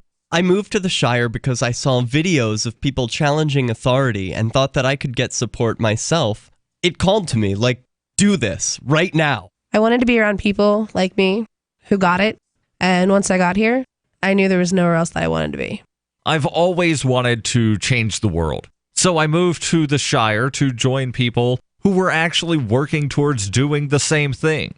The people here are awesome, loving, and positive. It was for the adventure and for the feeling of something important is happening here. And I just wanted to come to sort of be part of that. Visit ShireSociety.com to read and sign the Shire Society Declaration and learn the reasons why, if you love liberty, you should immigrate to the Shire. Plus, connect with others via the forum at ShireSociety.com. That's ShireSociety.com. So you've heard all 3 hours of the latest episode of Free Talk Live, and you're still hungry for liberty-oriented audio content? Did you know that we have another 24/7 audio stream at LRN.FM? The Liberty Radio Network airs the latest episodes of some of the best liberty-oriented podcasts on the internet around the clock. In addition to recorded content, you'll also hear live shows like Free Talk Live, originating from our Keene, New Hampshire studio. So listen anytime at LRN.FM. That's LRN.FM. Looking for a great real estate investment? Consider New Hampshire, which is ground zero for the Liberty Movement. Your first call should be to Mark Worden from Porcupine Real Estate. He's more than just a real estate agent. He's your New Hampshire concierge. Where are the best places to live? Do you want farm, city, the burbs, or forest? Do you want a duplex or multifamily building so that renters pay your mortgage? There are homes in all price ranges in New Hampshire, and Mark can help with financing too. Invest in liberty and property. Mark Worden can help. PorcupineRealEstate.com. Help get LRN.FM into more ears. Visit promote.lrn.fm for a free bumper sticker, flyers, banners, graphics, and more. Promote.lrn.fm.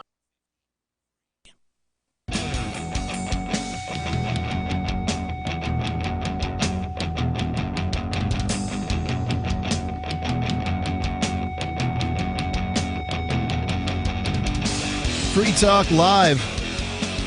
Call in pretty much any night of the week. 7 p.m. to 10 p.m. Eastern Time. We're here taking your calls. It's Mark with you. Jay. Michael. 855-450-3733. That's 855-450 free, as in freedom. We're reading this story here where it's, I guess, a Twitter video that was posted. I don't know how long ago, but not too long ago. Recent. And it's a guy, I'm going to presume dad, trying to feed his kid. His kid won't eat. The kid's maybe 16 months old. I'm just guessing. I don't know. There's a few videos. He's got a sharp little haircut on that young man. Yeah, and the crux of it is that the parents are getting the kids to eat whatever food it is by beating their stuffed animals. Right. So the stuffed animal's sitting there. The stuffed animal shakes its head. It doesn't want to eat either. After the kid shakes his head that he doesn't want to eat, and so the dad punches the stuffed animal right in the face several times. And then the kid's like, "Oh, okay," and he eats.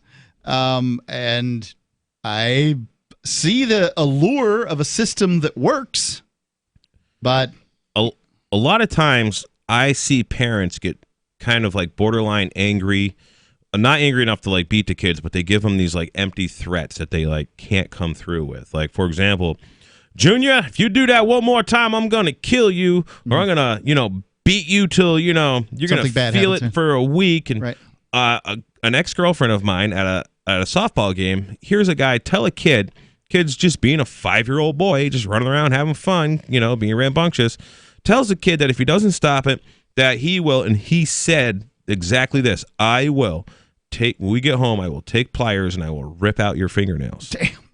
So nice. At the time, the girl I was seeing goes, she's like, I got it. She just stormed right over there. She had goes, too much. She goes, you do realize that if this kid does not stop doing what he's doing bad, and you are going to have to follow through with ripping his fingernails out with a pair of pliers. And he goes, what the hell is wrong with you? I would never do that. Well, then he's going to know you're a man that has poor character, and you're not a man of your word, and you don't do what you say you're going to do, and he will never, ever respect you. So don't tell him things. Don't write checks you can't cash is basically what she said to him. And like, see, I get where parents, people, like sort of strangers see these things, and that's how they interpret them.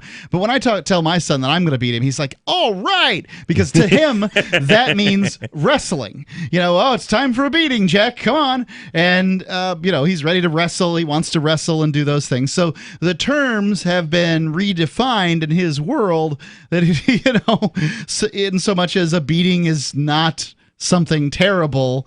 And I have said it, and like, I'm going to beat you. And he's like, yeah, good. Because he doesn't know the difference. When my dad told me I was getting a beating, he was good to his word. He was good to his word. Yep. And Same here. There was one time we set a horse trailer on fire, me and my brothers. How did that happen? Well, it was definitely the third time that he told us we were not allowed to play with matches. Now, he was a smoker, and he left matches, all in the trucks, all over the place. We found matches. So we used to do this thing. They're interesting, too. Yeah. You could just strike them on the striker, and they light, and they make fire. Yeah, they're a lot of fun. Yeah.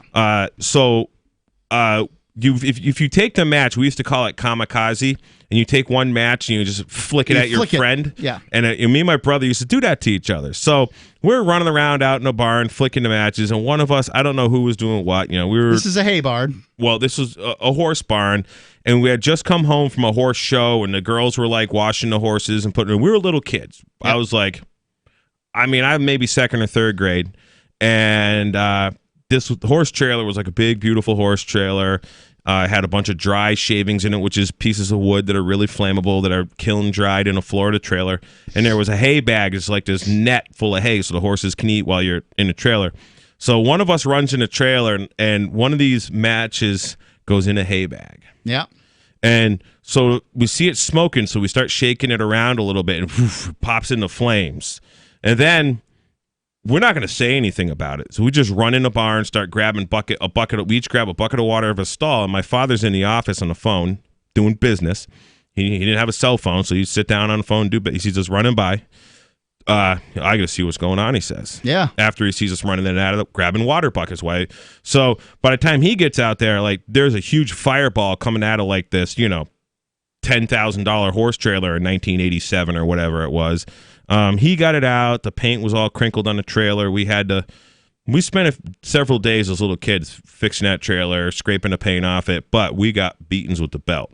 And I do remember him saying, this is the third time I've had to talk to you about playing with matches. Carried that beating for a few days, too. And the next day in school, I can remember it kind of hurt a little bit sitting down on a hard school seat. But, he didn't beat us senselessly, but we got at least one good crack. And, it was the belt when it came around your side that really hurt, not so much on your butt. He didn't need a stuffed animal. No, he didn't need a stuffed animal. And we wouldn't care, stuffed animal, whatever. We probably would have set that on fire, too. I don't know, but Seems like you turned out all right. But, yeah, we didn't play with matches anymore. That was for sure. Yeah, I wouldn't advocate for it, but I understand. And, haven't had kids. And, I think that when you're talking about the third time that they're doing something that's as dangerous as playing matches, well, I get it. It's no different than the kid goes to almost touch the stove, and the kid's better off getting a spanking or a slap than touching the hot wood stove or whatever, or trying to grab a pot off the stove while there's water boiling for, cooking. Right. And I would say that, 99% of spankings that are applied in America, I'm going to go ahead and come down on, that was probably too much. But, there's 1% I'm not willing to. But, Michael, this article has something interesting in it about whipping boys, and I think this is interesting. We all often talk about a whipping boy. You don't even know what it is. I didn't know what it was until this. I thought it was some fictitious thing, but apparently it existed in some time in history. So the psychological principle of hurting or inflicting pain on someone a child loves in order to motivate them is not new. For example, the tactic is reminiscent of so-called whipping boys, a term that dates back to the mid-17th century, where children were educated alongside young princes who allegedly beaten or punished for the royal's transgressions. Right, so you couldn't administer a spanking to the royal bottom. Nope. However, he had a boy for that. And likely these situations were not dad or mom, because they probably weren't involved in the rearing of the young prince at all. It was a handler. Right, so the handler's like, I'm not spanking the royal bottom, but I'll bring this other kid in, maybe their own kid, basically to probably be raised in the lap of luxury. Things are pretty good. Back that time frame, you're talking about the 1600s. Starvation, certain times of the year, is certainly a possibility. Whipping boy might not have been a bad gig. It probably wasn't a bad gig, ultimately, but they're going to beat that kid real good, so good enough that the prince is going to be like, oh, wow. Might need a few whipping boys. Yeah, I don't want that to happen to my friend James or whatever. And so the prince would then behave in a hostage situation, more or less. So, yeah, I mean, it's historically... I guess there's some people who argue about how accurate, but I like the idea. 855-450-3733. It's 855-450-FREE, as in Free Talk Live. Don't forget the Discord rooms at discord.freetalklive.com. Do you have a crypto wealth advisor or coach? If so, has your cryptocurrency advisor been investing in technology stocks for over 20 years? Have they left the corporate world and retired? Or are they still trying to make a weekly paycheck? Have they produced six-figure results for their customers in the past 30 days? And very importantly, are they a member of the Digital Currency Council? Seth Maniscalco is the founder of Crypto Wealth Coach and CryptoWealthCoach.com. Seth invested in his first Roth IRA at 19 years old while living abroad and has been investing in Wall Street and technology for over 20 years. With experience in all the money markets. By comparison, so many of these so-called crypto gurus have barely been alive for 20 years. Seth has not only experienced personal success from his own investments in crypto, he has also helped his clients earn 6- and 7-figure incomes, including helping investors make over $750,000 in EOS in 90 days and 1,225% in only 5.5 months with Chainlink. Seth has help for the small do-it-yourself guy on up to crypto whales. Increase your wealth. Visit CryptoWealthCoach.com. So the protection of life, liberty, and property is what the Free State Project is all about. But it's an effort to move 20,000 people who understand. It's about demonstrating to the entire country that, yeah, we can have a free market, a truly free market. Making it just a freer, great place to live. It's the world's largest voluntarist libertarian community, and it's only getting bigger. That's amazing, to be able to move to a place where other people passionately believe in being free and independent. What the Free State Project is managing to do, though, is to put their money where their mouth is. It's physically getting up across the country and saying, let's go someplace and let's demonstrate the power of these ideas. There's a lot of kind of philosophy that surrounds liberty. There's a lot of thinking about it and talking about it. But here in New Hampshire, people are doing it. 101 Reasons Liberty Lives in New Hampshire, a documentary by Free State Project Early Movers. Watch it free at 101reasonsfilm.com. 101reasonsfilm.com. Are you tired of governments murdering people around the world? Stop using their money. There is an alternative. Bitcoin is a stateless, free market, non-political currency. Bitcoin cannot be inflated or controlled by any government. By using their money, you are helping the state. Stop doing it. You have an incredible alternative available now. Learn it, use it, spread it. Get started with Bitcoin at bitcoin.com. That's bitcoin.com. If you want to know the latest about Free Talk Live before we go on the air, all you need to decide is how you want it delivered. It's your choice. Visit news.freetalklive.com to receive our usually weekly news updates by email. Plus, we have a Twitter account at twitter.freetalklive.com, and you can follow us on the decentralized Mastodon platform at toot.freetalklive.com. So please follow us at toot.freetalklive.com and sign up for our emails at news.freetalklive.com. Because we are smothering in spam, please do not reply to all when you can instead reply. I was recently among over 100 invited to a corporate reunion. It's always a warm affair, and that's the problem. Enthusiasm for our upcoming get-together caused many recipients to RSVP the organizer with a cheery reply to all. I can't wait. Then others piled on with a reply to all to that. Then the "I'm out of my office now" autoresponders joined in. So I replied to all, asking that we all reply only to the organizer. Hey, at least I tried. One invitee, apparently retired, shot back, "Point taken, but I really like seeing the responses since they're so positive." Smiley face. This better be an open bar. From survivalspeech.com, I'm Holland Cook. Some of our live shows are streamed in HD on Twitch. Please follow and share at twitch.lrn.fm. That's twitch.lrn.fm.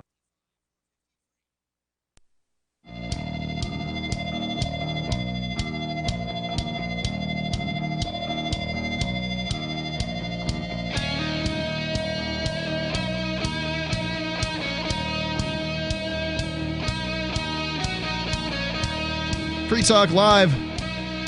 Call in, talk about whatever's on your mind. It's Mark with you. Jay. Michael. Freedom's Phoenix is a liberty-oriented news aggregation site. Do you want the newest and freshest stories and perspectives on current events from those who value liberty? FreedomsPhoenix.com has it. Their daily dispatch is the best way to stay up to date on sex science, technology, historical findings, liberty news, government overspending, and the rise of the police state. Freedoms with an S, Phoenix.com. It's freedomsphoenix.com. I go there. Well, I get their daily dispatch every day. I don't actually go to their website necessarily every day, but I happily read the stories they collect because, well, that's kind of how I do my show prep here. I try to look at it every day. There's always some good stuff on there. It is. Let's go to the phones. We've got Vaginitarian calling in from Florida, listening on Twitch. Vaginitarian, are you there? I am. What's on your mind?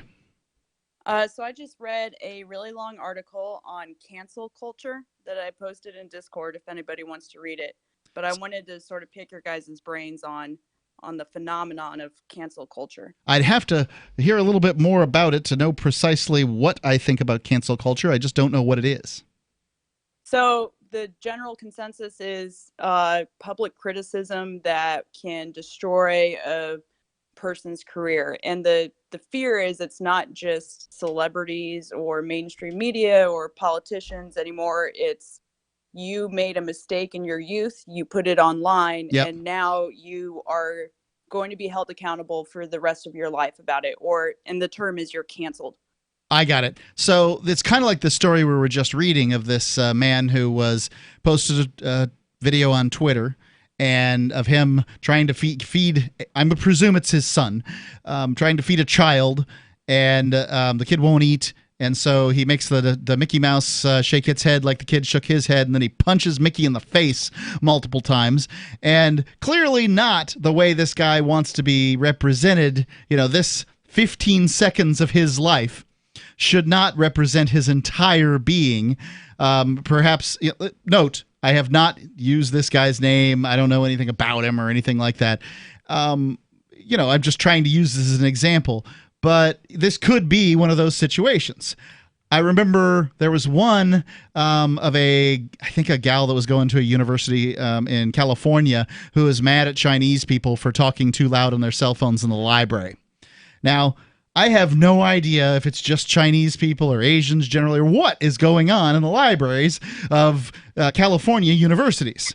But she goes on some feed, maybe it was MySpace back then, I have no idea, puts a video up of her, ching chong ding dong, whatever, right? She's, doing this imitation, and it doesn't look good. She faced pretty severe ramifications for this rant online when, basically what she was saying is, I'm trying to study. I wish y'all would shut up. And that's a pretty fair thing. If the librarians aren't keeping the library quiet, then surprise, surprise, humans are going to group people into groups and say, oh, well, it appears to be Asians talking on their telephones in here. That's the problem. And it's happened several times. And so, if people see something happen 3 times, they tend to make these estimations. This was terrible for her. This guy beating the puppet, and he's going to have a tough time getting a job at any daycare or any, football coach or soccer coach, I would imagine. And, he probably would have a real hard time getting a job anywhere where you got to deal directly with the public. I wouldn't hire him. I'm going to guess he has a job, and most everybody at that job thinks what he did was cool. It could be. Yeah, his comment on his video was, when kids don't want to eat, this is what you got to do. Smiley face and then smiley face crying. So he's pretty happy with his correctional officer or a cop. I mean, any idea what he does for a living? I mean, if you work in government, you can leave your baby in the car and let him die, while you go, bang your boyfriend or girlfriend, and you still don't lose your job. I thought she did get time for that finally. Oh, she did finally. Yeah, I think she got jail time for that one. I know when we were talking about it. It was a terrible story. About a year ago or so, there wasn't much being done about it at the time. Certainly the justice that she got was not the justice that we would get.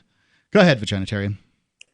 Yeah, I think along these lines, the counter argument to like Jay was saying, this guy probably still has a job and he's probably not trying to be working at a daycare anyways. The counter argument is like, people survive.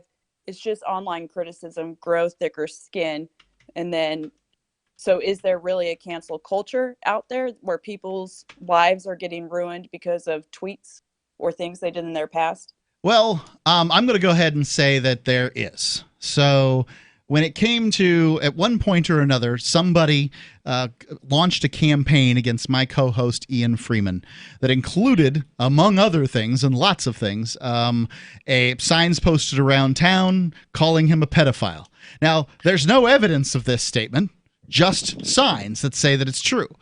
And, there was an FBI raid on the studio, which I can only presume brought up nothing because it's been, I think, 3.5 years since I heard anything from the Federal Bureau of Investigations. I can only presume that they did not find anything on our computers. I would love to know if my coworkers are, looking at banned pictures online, but I suspect the answer is no, they're not, because nobody here seemed to know what it was all about. And we lost radio stations over this. We, all kinds of things happen. Yeah, some positive things happened too. Our listeners ran a fundraiser and got us new equipment. The FBI had taken like 80 computing devices from us, and so we needed some stuff to get back online. But we lost the local radio station. I say thank God, mind you, because I don't want to live necessarily where my show is broadcast. I don't particularly want all the do-gooder Democrats in the local area to know exactly what I think about every issue. I've had a few of them listen to the show and then try to, say, Mark said this or Mark said that, and taking things out of context, or even if they are in context in some cases. So, yeah, we lost a radio station over some sort of lies that were perpetuated. So I'm going to say that there is a cancel culture, but I don't know how much of one or exactly what it looks like. What are your thoughts? I think there definitely is. And a good example that I would go to is in the world of comedy, because, how many comics can't make jokes that they used to or aren't even allowed on like college campuses where they used to do shows all the time, or Louis C.K. is a famous example, but all of this started because Dave Chappelle's new special came out and it was hated by critics and newspapers and media. And these are the people that were raised on South Park, by the way. Yeah, but if you got no Rotten guts. Tomatoes, the audiences love it. Like his fans and people I liked it. Enjoy it. But there's the reviewers out there, the gatekeepers, the people that are trying to pretend. it's like they're protecting you. They're watching a gate, but nobody uses the gate anymore. So they're just standing guard over nothing. They're trying to convince you still that we are the gatekeepers of society and we will determine what's good or bad. I think Rotten Tomatoes is a pretty good example of this. I think they were involved in the Dave Chappelle thing to some extent. First, it goes from being panned to being, but then when they open it up for everybody to have an opinion, then suddenly it changes everything. And the public likes things that are funny, and sometimes things that are funny are coarse. Right. There's actually a newspaper in Cleveland that's doing a pet project on forgiveness. So they're going through, and people can send requests if their name has been written in an article that shows them in a bad light for something that they did in their past, and they can request to have their name redacted. And so this newspaper staff is reviewing each case individually to try and see what warrants forgiveness. Forgiveness is the best medicine, I have always said. Interesting. Thanks for the call. 855-450-3733. Forgiveness is for you, not for the other person. 855-450-FREE here on Free Talk Live. What do you think about cancel culture? I just heard about it, but I kind of get it. Free Talk Live, 855-450-3733.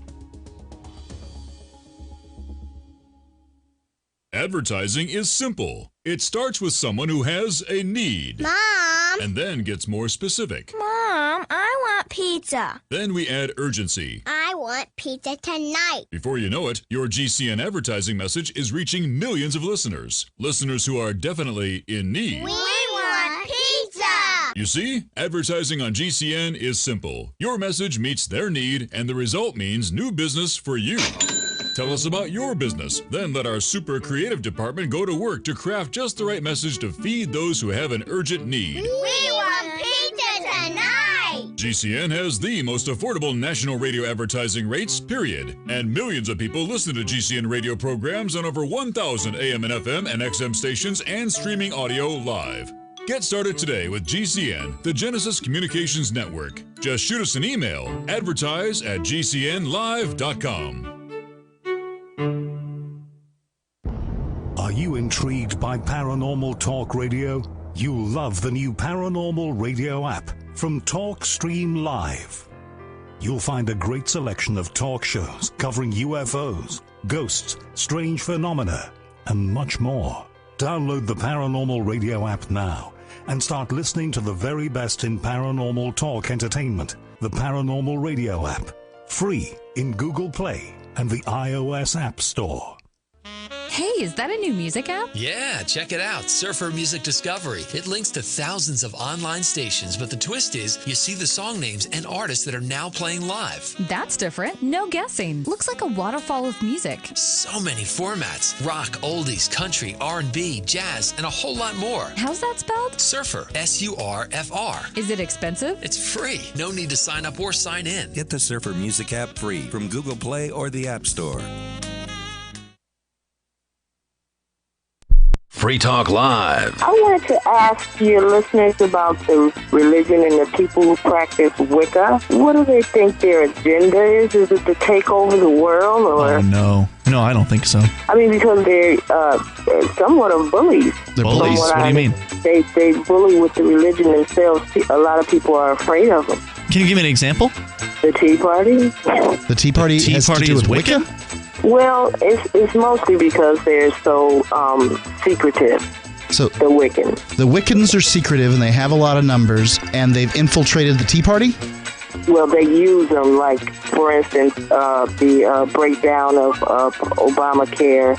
That could very well have been the Wiccans using their power to break down the computers. Free Talk Live, 7 nights a week from 7 to 10 Eastern, live on the Liberty Radio Network at LRN.FM. There are lots of ways to listen to Free Talk Live. Our podcast has been around since podcasts began, and now the FTL feed is loaded with content besides our full show archives. Did you know that we make it easy for you to customize your podcast subscriptions? We have different feeds, one that includes only our full shows, one with just the Daily Digest, and one with just the Edgington Post. You decide what you listen to. It's quick and easy to customize your feeds at feeds.freetalklive.com. That's feeds.freetalklive.com. So you've signed the Shire Society Declaration and are planning your move to New Hampshire to be around more liberty-oriented people. Next, sign up for the Shire Society Forum at forum.shiresociety.com. There are a bunch of people there who are already in the Shire, and they want to meet you. If you're already in the Shire physically, you should also come by the forums. Remember, not everyone uses Facebook. New people are signing up for the Shire Society Forum every month, so drop in and say hello at forum.shiresociety.com.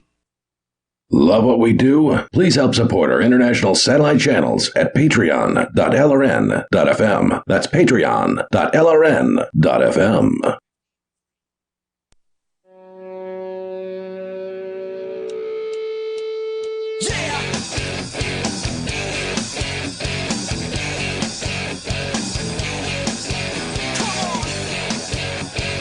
Free Talk Live. Numbers 855-450-3733. I wonder if I can get this video to play. I actually pulled up the video of the college girl put up here. They've make her a little more famous. Yeah. Over here from. Here you go. And then all of a sudden, when I'm about to like reach an epiphany. Uh-huh. Over here from somewhere. Oh, Ching Chong Ling Long Ting Tong. Oh. Greetings, Alexandra Wallace. I am not the most politically correct person, so please do not find offensive. Thank you. Ooh, Alexandra Wallace. Damn, girl, you so feisty. You so feisty, they should call you Alexandra Great Wall. Ace. Now don't pretend I didn't see you watching me talk on my phone yesterday, all sexy. Ching chong wing wong. Baby, it's all just code. It's the way I tell the ladies. It's time to get funky. I hope one day you can meet. He makes this brother, sisters, this sort of thing that one can live with. He's not bothered by it. Yeah. Well, I mean, you know, this is the way you respond to this kind of thing. With love. As opposed to, you know, just shaming the hell out of people. That's forgiveness. He got a couple of shots back at her, right? Yeah, doing a good job. So, you know. And I've heard this song before, but I didn't know actually where it came from. I think that this song is more famous than the actual chick who, you know, it was written for or about. He acknowledges her pain and hurt. If I was trying to study and somebody wouldn't shut up,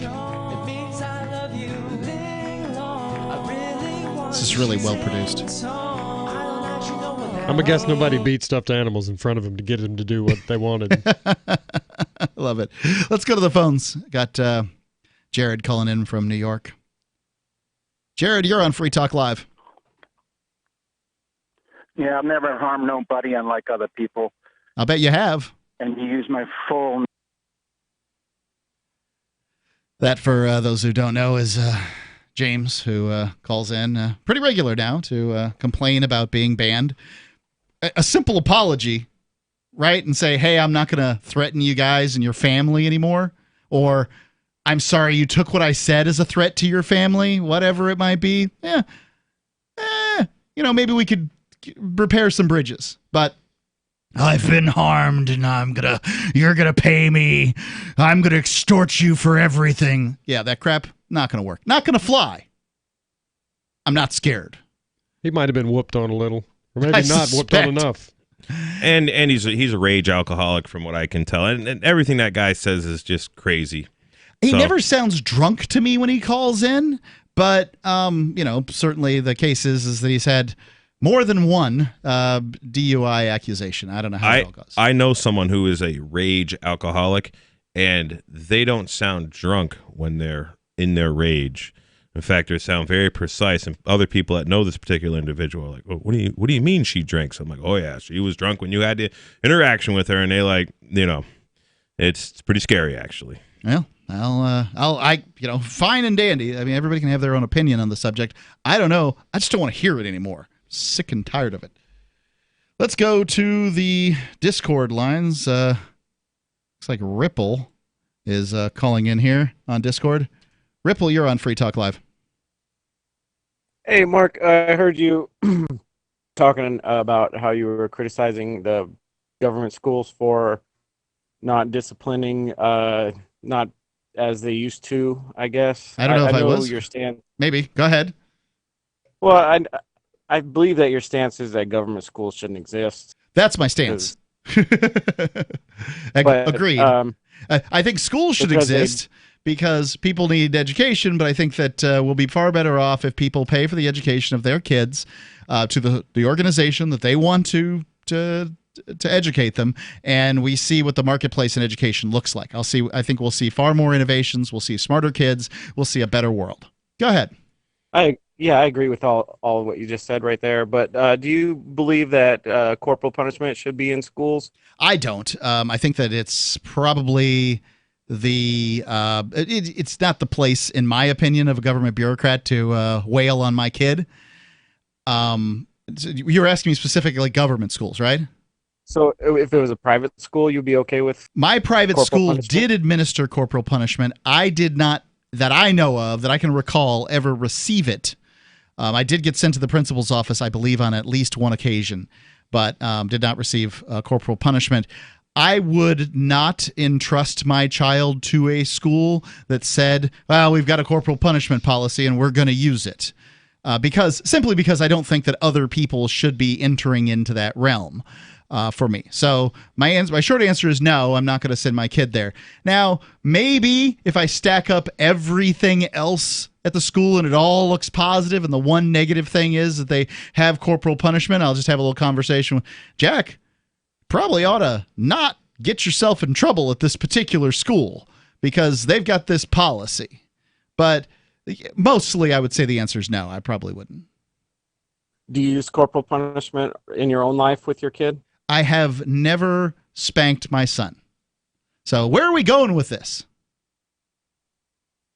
Well, I don't know. Like you were saying that the schools have kind of been disarmed, in their what they can do to discipline. I don't really remember where I said that, but I think maybe he heard corporal punishment earlier and just maybe read it in a different context. Okay, so schools, I don't know that schools have been disarmed. I think schools are disarmed in the ability to kick people out, right? So if I was running a school and somebody was, some child was constantly a pain in the butt, it's time for them to go and find a different school where they're going to be better off. So I think that schools can't get rid of people. Okay. I think it was yesterday where the 6-year-old got arrested, and then you were criticizing the school, saying, "Well, they're not allowed the discipline, and they've taken everything away from them." Do you remember that? Mark, I don't think you were on a show last night. I wasn't on. It was probably Monday night he's referring to. Okay. So, can you recap the story for the listening audience? There's a school police officer that arrested two 6-year-olds, and it was preposterous, and you thought it is preposterous that you would arrest a 6-year-old. But what are they going to do? What's a school going to do with a kid that they can't get rid of, that they can't spank them? Not that spanking is going to do anything. In many cases, they can't even do in-school suspensions. There's really not much left to do. And so it doesn't surprise me that government schools have turned into a mire of bad behavior. Well, it's subsidized daycare. It's all school has become. The schools are funded with money that is stolen from people. So do you get the idea now, Ripple? Well, you've clarified, but I think that because of the involuntary nature of the school, that everyone's forced to be there, that's why you have the bullying and a lot of the acting out that you see there. I don't know that it's not that I disagree, right? There's an aspect to the involuntary nature of school that causes the problems that they have, but it's kind of like all these kids are involuntarily together. And one of the critiques of private schools is you'll see a stratification of class, right? The rich people will send their kids to the rich school because they can afford it, and the poor people will send their kids to the poor school because that's the only one that they can get. And then what you'll have is classes interacting the way that they do rather than a cross-class clash. And that results in bad things. I mean, I went to a Christian school from kindergarten through 8th grade. When I went to 9th grade, all hell broke loose. Those people figured out real quick that I did not belong there, and they treated me pretty darn badly. And, that kind of stuff happens. I say that part of the problem is that you just can't kick some kid out of your school, right? Like some kids don't belong in some schools. Oh, I agree with that. And, that's another part of the problem. Because a government school can't kick you out. At the very least, they can kick you to the dumb kids class, or then maybe to the dumb kids school or whatever. And, it causes all kinds of problems. Do you agree with that part too? Well, maybe they could put some padded rooms, where they could, solitary confinement, put, like in a mental hospital, they have a camera, and then, they'll put the kids in there. Next step. That's the next step. When they have a bed in there, you can strap them down to the bed, and if they get really anxious in there, you know what I mean? What's that cost to taxpayers? Well, it's what they do in jails. I mean, he's not wrong. It's the next step. The jails have it. Ripple, thanks for the call. I'm joking. Well, all right, but it's not unlikely. You want to bring out the worst in young kids? Put a bunch of the same exact age kids together in a room. They will tear each other apart. Somebody's got to be in charge. Oh, yeah. And not every kid, not every group, but somebody's got to be in charge. 855-450-3733. Free Talk Live. Free Talk Live is now on more than 200 radio stations nationwide. We've had more than 18 million podcast downloads, and we claim millions of listens a month. We're a multimedia ad venue with print, email, web, and terrestrial radio marketing platforms. We strive to have ad packages that cater to advertisers big and small. Contact me today at marketfreetalklive.com to see what we can do for you. Marketfreetalklive.com. If you're a local advertiser, contact this station. But if you can service a national audience, contact me, marketfreetalklive.com. Warning, this is a privacy alert. You are being spied on right now as I speak by your phone. If you want this to stop, visit GoDarkBags.com and we'll show you how elite military units protect themselves and how you can too. GoDark Bags are lab tested and guaranteed for life. Visit GoDarkBags.com now and enter discount code FTL to save 15%. That's GoDarkBags.com. Discount code FTL. Your privacy depends on it. End transmission. The new 4th edition of Healing Our World, The Compassion of Libertarianism, will take your understanding of liberty to a deeper level and has over 1,300 updated references, new cartoons, and a foreword by Dr. Ron Paul. With discounts for multiple book purchases, the 4th edition of Healing Our World is a great gift for the liberals, pragmatists, environmentalists, and Christians in your life who think libertarianism is cold-hearted. Get yours today at healing.freetalklive.com and use promo code FTL for a $5 discount. LRN.FM now has a Discord. Discord is a free text and voice chat platform, and we now have our own server with a bunch of channels at discord.lrn.fm. You can join other listeners as they chat about various things during our live shows, or anytime, day or night. Discord software is available cross-platform, so you can have it on whatever device you want and take your chats anywhere. Join our Discord at discord.lrn.fm. That's discord.lrn.fm. You're listening to the live edition of Free Talk Live. Hour number 3 is next after the news here on the Liberty Radio Network at LRN.FM.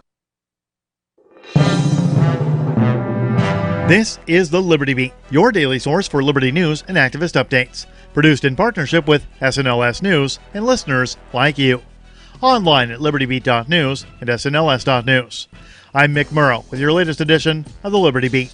Gold is trading at $1,532, silver at $18.61, and Bitcoin is trading around $8,551.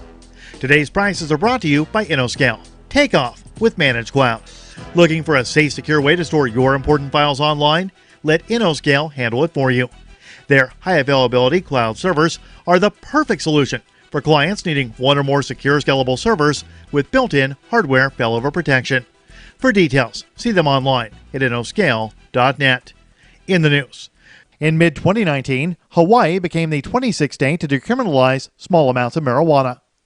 After the bill became law, Hawaii's governor cautioned that decriminalizing the herb does not mean the state is prepared to legalize recreational use of cannabis. Under the new law, people caught with marijuana will no longer face a misdemeanor charge that had been punishable by up to 30 days in jail and a $1,000 fine. Now, people caught carrying 3 grams or less can still be slapped with a citation, carrying a $130 fine, but no jail time. Hawaii's Democrat-controlled legislature approved the bill and then sent it to the governor. The governor, in May, neither signed it nor vetoed it. As a result, the bill became law and will go into effect January 11, 2020. The Marijuana Policy Project said, quote, unfortunately, 3 grams would be the smallest amount of any state that has decriminalized or legalized simple possession of marijuana, end quote. The Liberty Beat is sponsored in part by Brave Botanicals. High-quality kratom and CBD at reasonable prices with excellent customer service. Brave Botanicals is activist-owned and mission-driven and believes so strongly in the power of kratom, they're giving it away for free. Just go to freeounceofkratom.com for a free ounce of kratom delivered to your door. Just pay shipping. That's freeounceofkratom.com. This is the latest edition of the Liberty Beat. Find us online at libertybeat.news and snls.news. Your news now continues. A police officer in Florida is facing suspension after arresting 2 young 6-year-old children as the Orlando Police Department investigates the incidents, which raise fresh questions about the over-policing of school children in the United States, as well as the arresting officer's own violent past and record of excessive force. The Mind Unleashed reports that Orlando police officer Dennis Turner was on duty as a school resource officer when he arrested the children in separate incidents on misdemeanor charges on Thursday. Local news outlet WFLA reported that the 6-year-old girl was charged with battery after kicking a classmate at her K-5 school, a problem that her grandmother attributed to behavioral issues related to sleep apnea. Following her arrest, the first grader was booked into a local juvenile detention center 8 miles from the incident. According to the child's grandmother, her granddaughter was handcuffed, fingerprinted, and even had her mugshot taken.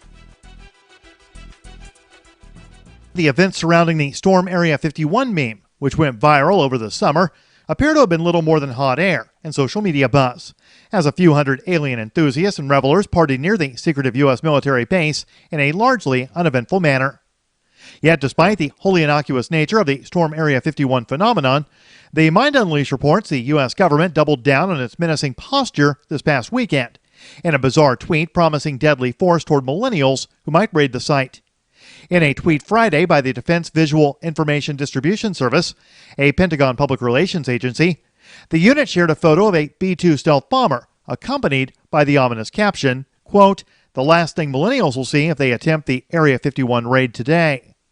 The message has since been deleted, and the department issued a tweet the next day, calling the tweet inappropriate and saying they apologize for the mistake.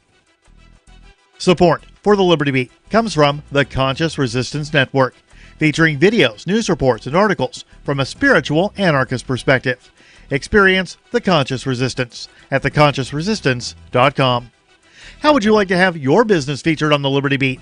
You can just send an email to libertybeat@snls.news for details.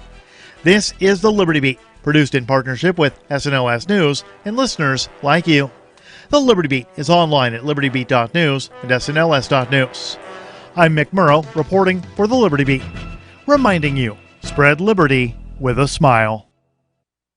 This is the Onion Week in Review. A study finds that Americans need 6 hours of uninterrupted sleep at work in order to leave the office feeling refreshed and alert. Leading endocrinologists told reporters that more and more people are pulling all-dayers and drinking coffee just to keep themselves awake for meetings and conference calls, and that in order to be properly rested, employees should arrive at work, check their email for a few hours, and be sound asleep by 11:30 a.m. at the very latest. In order for the body to properly function, adults need to make sure that they're well rested and they're not staying up too late at work. The Lord our God, divine creator and ruler of the universe, announced Wednesday that he does not consider human beings his most impressive creation, saying instead that mountains are categorically superior in every way. Claiming that mankind was a good creation and worthy of praise, the deity explained that human beings simply pale in comparison to the slopes, valleys, and sheer magnitude of a snow-capped 20,000-foot mountain, and that while all humans eventually grow old and die, mountains last forever.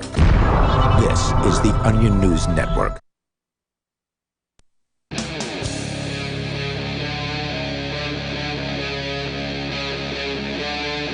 Free Talk Live.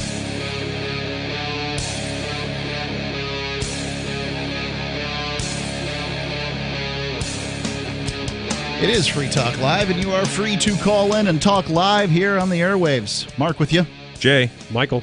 855-450-3733. It's 855-450-FREE.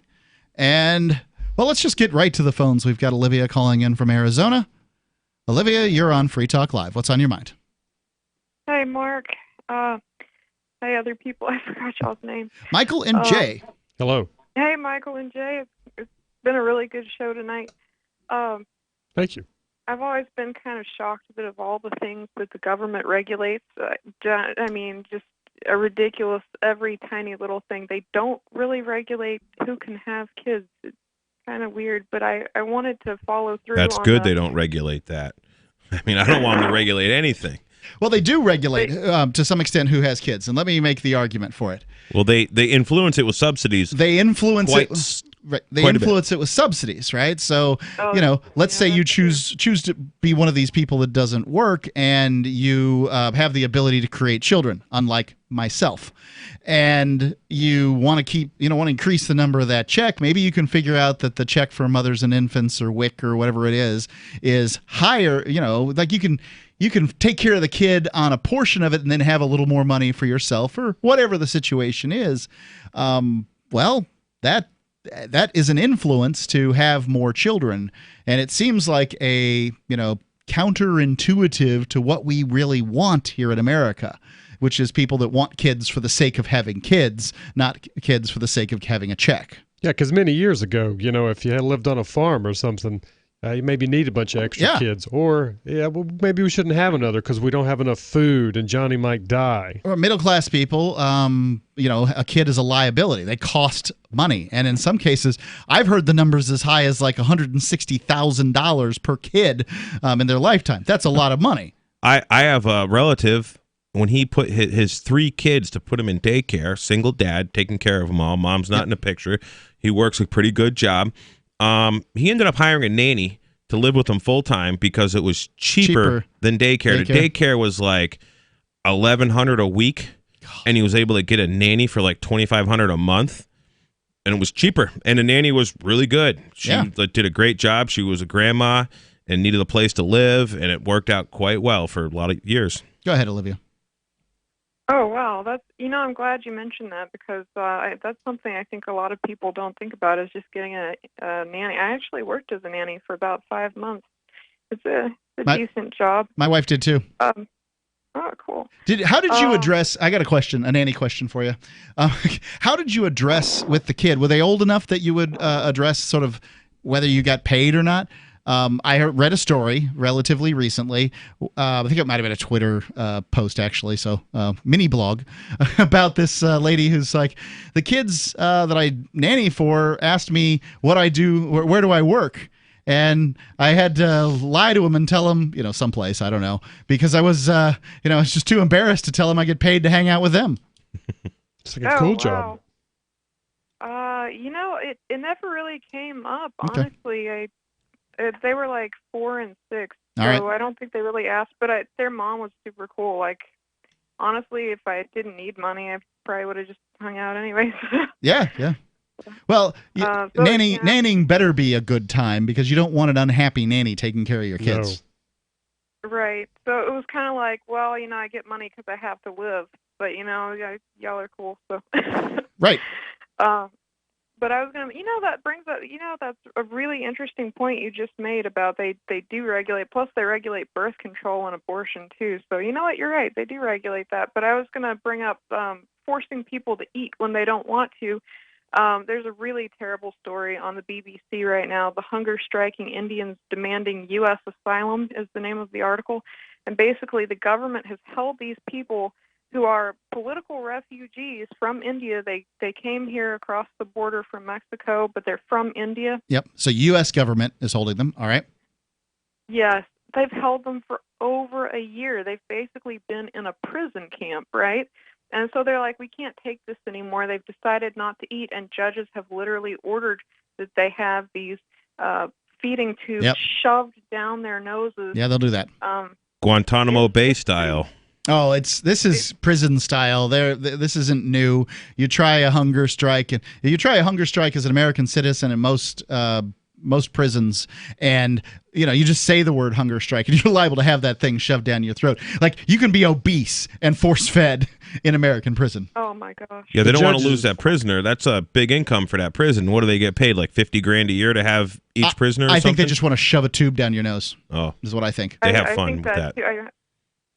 I think there's definitely an intimidation factor too. Like, you will not resist.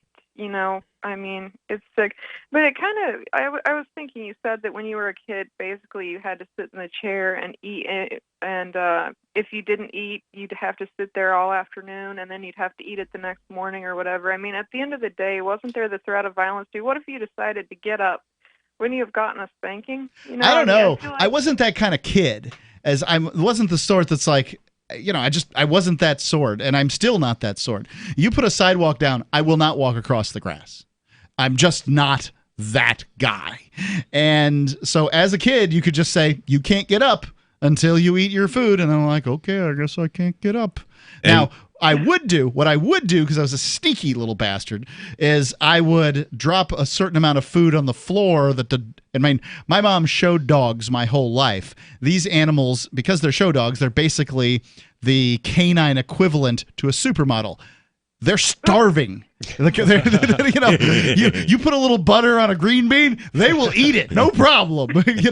So anything that got dropped was just swept up in a furry little tornado by one of two Rottweilers that was going around there. So yeah, I mean that's how it was for me. I guess the threat of violence does exist with any punishment, right? So if you don't pay the fine for the speeding ticket and then you continue to drive on the road, then at some point or another they're going to throw you in jail. You don't want to go to jail. They're going to beat you up and throw handcuffs on you. You don't want the handcuffs on you, and you resist with deadly force. Well, they're going to shoot you. So there's always a gun. Yeah, there's always something when it comes to punishment. The dog thing just gave me an idea. I think we could solve a lot of problems in schools if they had a room full of puppies that you could go to if you were just too much for the classroom. Just stick them in a room full of puppies, wait 15 minutes, take them back. I think that would solve some problems. I bet you were a good nanny. I don't trust the government to take care of something as pure as puppies. But I did get to see some yoga puppy classes recently. So they have yoga with goats, and they have a variety of things. Basically, different folks have figured out, hey, if I just have some animals that people can pet around, then I'll get more people to my yoga class. This yoga with puppies, by the way, there wasn't that much yoga going on from what I saw. It was people petting puppies at $40 a class. And that's per gimmick. person. Yeah, it's a good gimmick.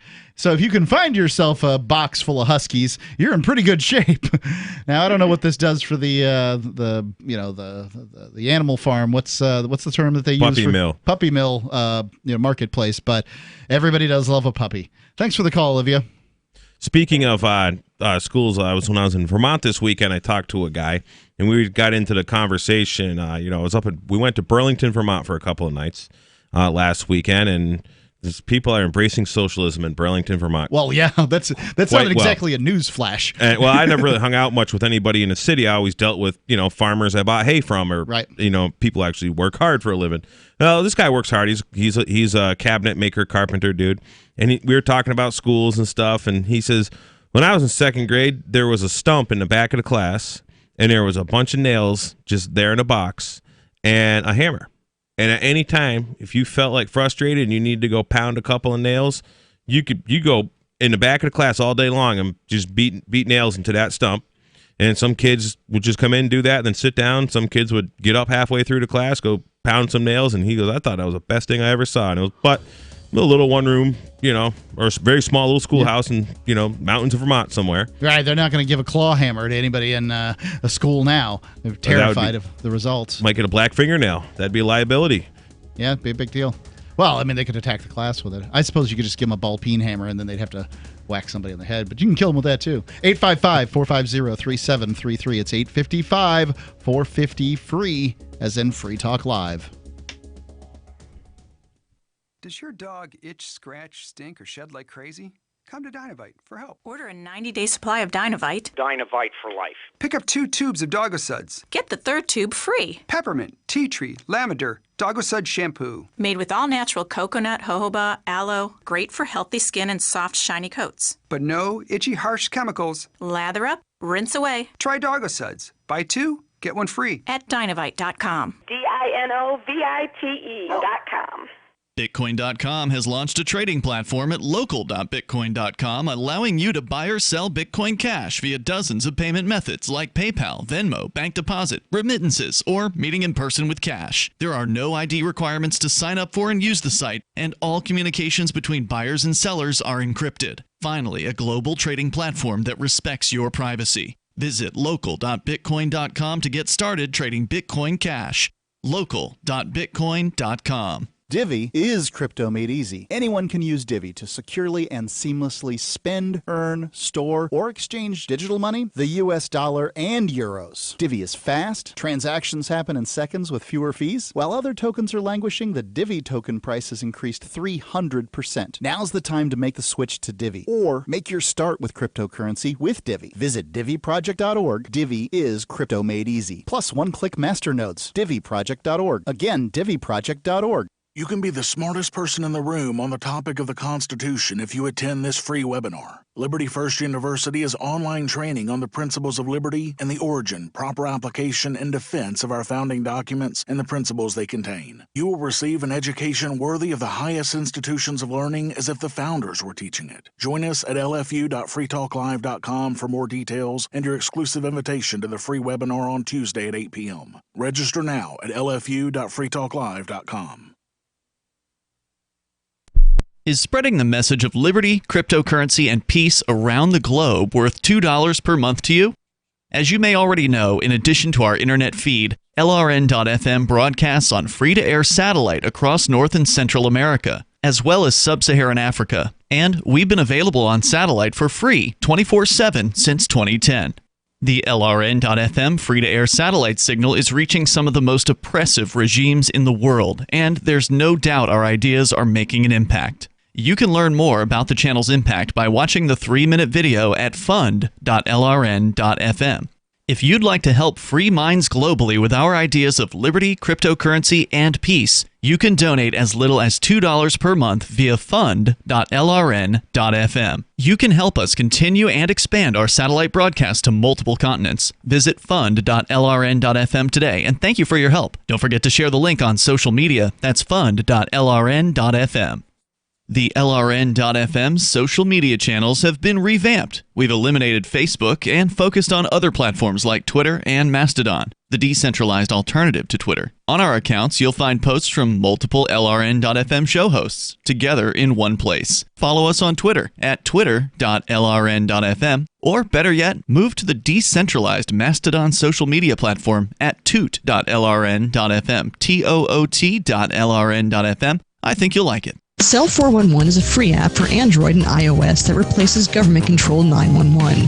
Cell 411 allows you to preset a group of friends or private organizations to show up at any emergency. Cell 411 is a nightmare for the state because it proves their so-called services aren't needed. Cell 411 has had thousands of installs, and of course it's covered by the BIPCOT no government license. Cell 411 because your friends won't shoot you when you're in trouble. Without the government, who would build the emergency services? You and Cell 411. Get it today at getcell411.com.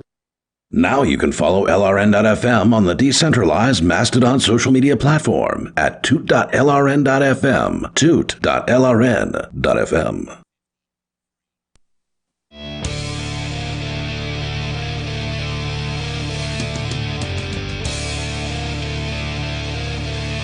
Free Talk Live. The number is 855-450-3733. It's 855-450-FREE.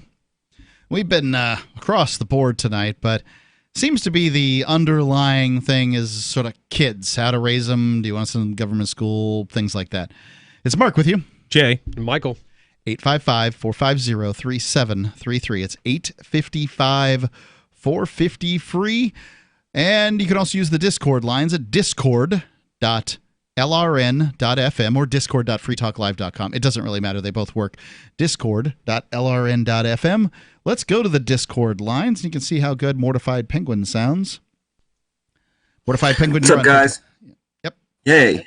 Yeah, sorry. That's my cue. I wanted to call in. I know Vagina Tyrion called in from Discord earlier about cancel culture, and I'm not here to, say the exact opposite opinion. I think a lot of it, of course, is ridiculous. But at the same time, I'm not sure what's like substantively bad across the board about people being offended by something. Because some things are, it's more like it's an opinion. Some things are, truly offended, and maybe, if you're offending a large enough group of people in a certain situation, then they have you're going to get a lot of backlash, and then yes, if it's not such a large group of people, maybe you'll get a little bit less of a backlash. But I mean, there are businesses right now that I won't do business with, mostly because I'm like principled on it, but because I'm grumpy. Right? Like the first thing I think about when I think about that business is, that they supported a smoking ban or something like that. Not that I love the smell of smoke when I'm, eating in a restaurant, but I think it's the restaurateur's business as to whether or not they have a smoking section or not the government's business. I choose not to support businesses if well, for a multitude of reasons, but if I can support someone who works like in what I call the counter economy or who doesn't play ball with the government, so I will always give my business to that guy. But like you're not really participating in that if you're not giving your business to them. And certain businesses in general, I just pretty much, choose just not to support because there's one business in my little town who's it's a restaurant, and is very pro like the local government, and they're just a bunch of parasite bootlickers, and I'm not going to go there. And then every time I get the chance to tell some of my friends not to go eat at this particular restaurant because they love them some government a little too much. Yeah, and I do see how businesses get caught into this, right? Like you're supposed to be patriotic for your country, supposed to be patriotic for your state, and supposed to be patriotic for your local, business or your local government, your local municipality. But like the lines between what is our government and what is our place have gotten so blurred in modern culture. We don't even know the difference between sort of being a patriotic American and, giving cover to lying politicians. And I can forgive that they are bad at these things, but at the same time, Jay, if you've got a bad taste in your mouth for a business, who am I to say otherwise? Actually, they do a good job with their food. And they're a good restaurant, but just they're a bunch of bootlickers, statists. And I say like taxation is theft to the people there, and I get a dirty look. There's another establishment. That's because somebody who gives you a dirty look when you say taxation is theft has nothing to say in response. And ladies and gentlemen, I have run a nationally syndicated radio program for 15 years now. We've been saying. We said we have a T-shirt that says taxes are theft long before the meme came out. So I'm going to say 5 years we've been talking about taxation being theft. I have not yet had a person call in that could argue that taxation isn't theft, at least some of the time. Every time I go to a restaurant, I say to the waitress or waiter, I say, I just want to let you know that I do not give tips. And then they always give me this look like they're just so disappointed they're not getting a tip. Right. What I do is I give gifts. Tips are taxable. Gifts up to $14,000 per year, according to the IRS, are not taxable. This is a gift. It is not a tip. Please do not claim it because taxation is theft. And at this one particular restaurant, I was like giving a hard time about it even. But they love their taxes. They love their government. But, they're just all in bed with the local government and stuff there. Well, Jay, I think if you just give them some cash, unless they have to pull it or something, I doubt it's getting reported a vast majority of the time. I can tell you, I feel safe in admitting that, I got cash tips back when I was waiting tables, and I didn't claim any of that crap. Thank you for your service. Go ahead. I think every waiter and tipped employee is at least at some level a very minor agorist. To some extent. Some of these waitresses have told me, oh, thank you, I appreciate that, but I have to pay, I am something like on all her cash sales, I think she said it was a 15%, whether she gets tipped or not, is what they figure she gets tipped. And that's what they figure in like employee tax extortion on her. So it doesn't matter. And then other places that I go, they're like, oh, thanks. That's awesome. I am not going to report this. Thank you. I think it's worth pointing out that some servers do get taxed at a 15% rate. And if you choose not to tip them, you are actually forcing them to pay taxes on the tip that you didn't give them. You're costing them money. So yeah, because I don't like tips. I don't like tips much, but I feel like I have to give a certain amount. Please go ahead. People are generous, luckily, and so it works in a lot of people's benefits. But like their pay is based on, you're basically subsidizing the employer with the tipping system. Their pay is expected to be a certain amount, and then you're just paying it instead of the employer. And I mean, okay, maybe they do have to raise prices to some extent. They're not enough to cover the difference if they had to pay the people the amount they would be making with the tips.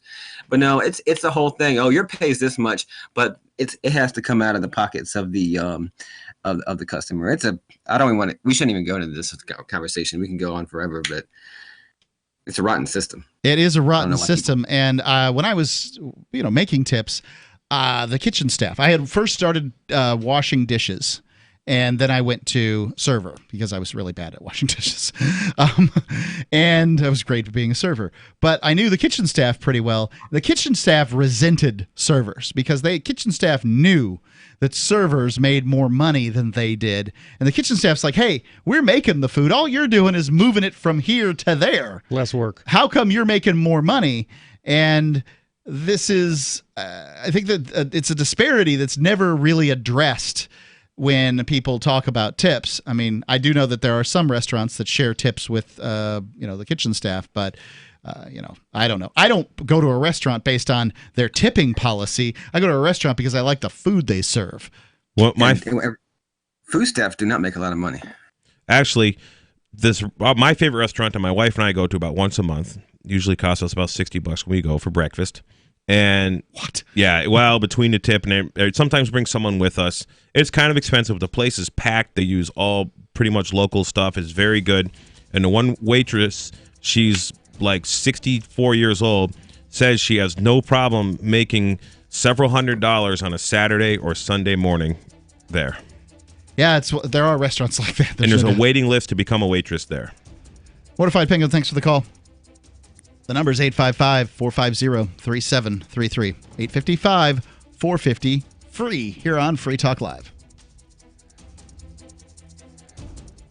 Do you have a crypto wealth advisor or coach? If so, has your cryptocurrency advisor been investing in technology stocks for over 20 years? Have they left the corporate world and retired? Or are they still trying to make a weekly paycheck? Have they produced six-figure results for their customers in the past 30 days? And very importantly, are they a member of the Digital Currency Council? Seth Maniscalco is the founder of Crypto Wealth Coach and CryptoWealthCoach.com. Seth invested in his first Roth IRA at 19 years old while living abroad and has been investing in Wall Street and technology for over 20 years. With experience in all the money markets. By comparison, so many of these so-called crypto gurus have barely been alive for 20 years. Seth has not only experienced personal success from his own investments in crypto, he has also helped his clients earn 6- and 7-figure incomes, including helping investors make over $750,000 in EOS in 90 days and 1,225% in only 5.5 months with Chainlink. Seth has help for the small do-it-yourself guy on up to crypto whales. Increase your wealth. Visit CryptoWealthCoach.com. Hi, I'm Derek J. To me, an activist's calling is to actively work to advance a cause.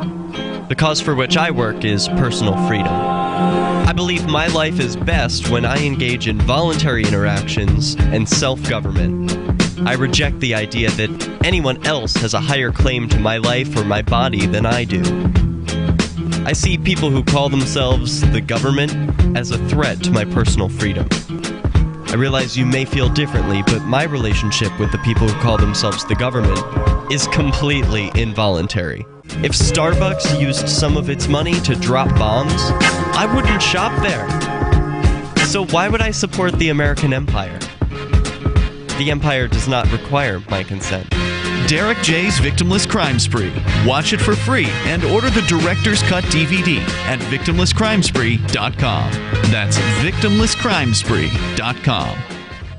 Are you a cryptocurrency advocate? The Crypto Tip is the ideal outreach tool to help new people discover cryptocurrency. It's a printable business card-sized tip that you can give to service providers, preferably in addition to a good cash tip. When the server scans the QR code, it'll bring up an explanation of cryptocurrency, how to install a wallet, and allow them to claim the tip. If they don't claim the crypto, you get your tip refunded to you after a time period you specify. Plus, if they do claim the tip, you get an email alert. Create as many tips as you want at cryptotip.org. That's cryptotip.org. Some of you asked, and now we've delivered. LRN.FM's live Keene, New Hampshire studio shows are now streamed in HD on Twitch. Visit our channel at twitch.lrn.fm and give it a follow. If you have Amazon Prime, you get one free subscription on Twitch. If you use it on our channel, Twitch will give LRN.FM a monthly piece of your Prime subscription cost. So please watch, follow, share, and subscribe to twitch.lrn.fm. That's twitch.lrn.fm. This is a special alert for business owners, consultants, coaches, folks planning retirement, entrepreneurs, and anyone who is saving and investing to build a financial future. You are likely aware that financial privacy for most people has recently died a miserable death. And let's face it, without privacy, there really is no security, is there? Bankrupt governments and banks on the verge of collapse are perhaps the biggest threat to your financial future today. The Lighthouse Law Club recognizes this and has been working diligently to provide safe, secure, and productive tools to ensure your privacy, your financial security, and your future financial well-being, despite the catastrophes which many people fear are looming ahead of us. Find out more with a variety of free videos on the YouTube channel for Lighthouse Law Club. Just search YouTube for Lighthouse Law Club and secure your future today. This is the Liberty Radio Network, broadcasting the latest liberty-oriented audio content 24 hours a day at LRN.FM.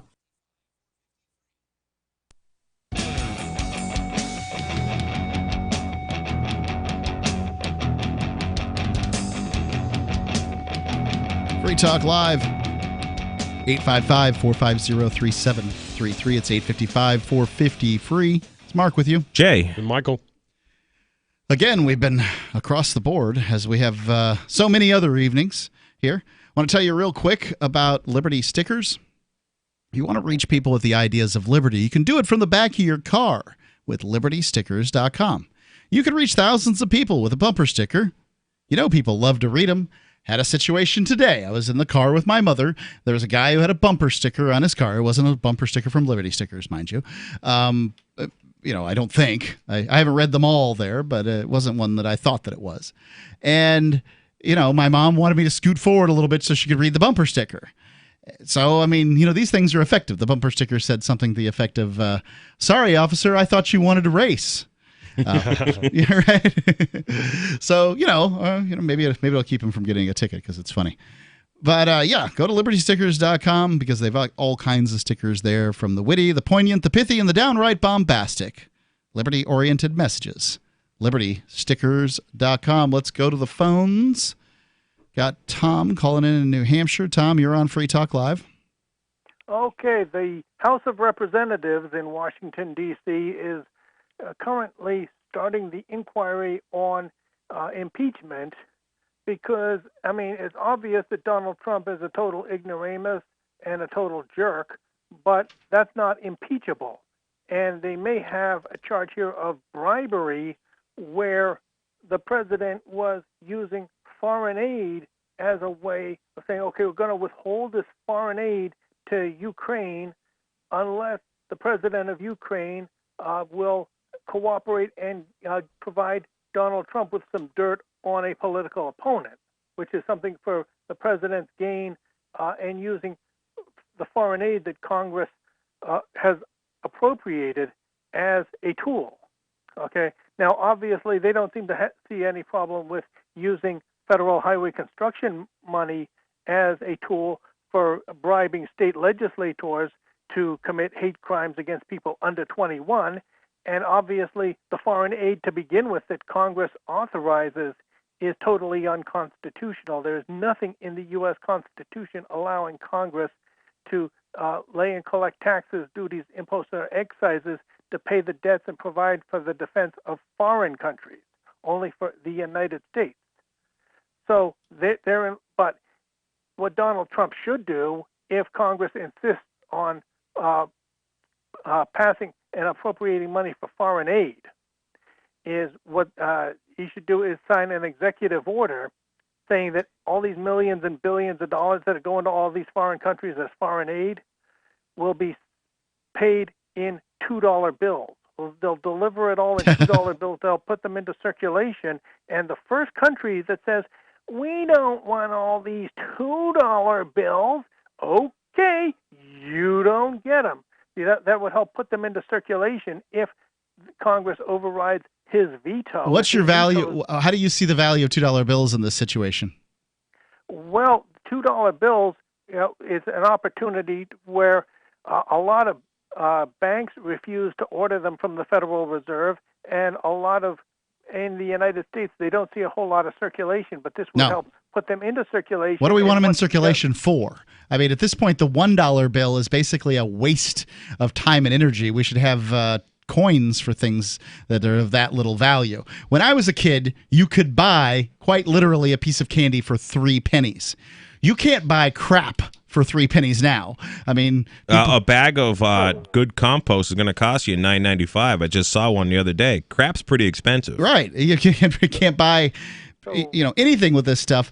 But, a piece of candy is liable. I just saw today maple drops, 27 cents. So the things that you would have paid 3 cents for, maybe. I mean, I don't know. I never bought a maple drop. These are actually, made from maple trees here in the area. But, something that would have been a dime, maybe a nickel when I was a kid, is now worth 27 cents. It basically says that all coins below a quarter are worthless. I saw a man throw change away when he walked out of a Dunkin' Donuts today. Like literally threw pennies onto the ground.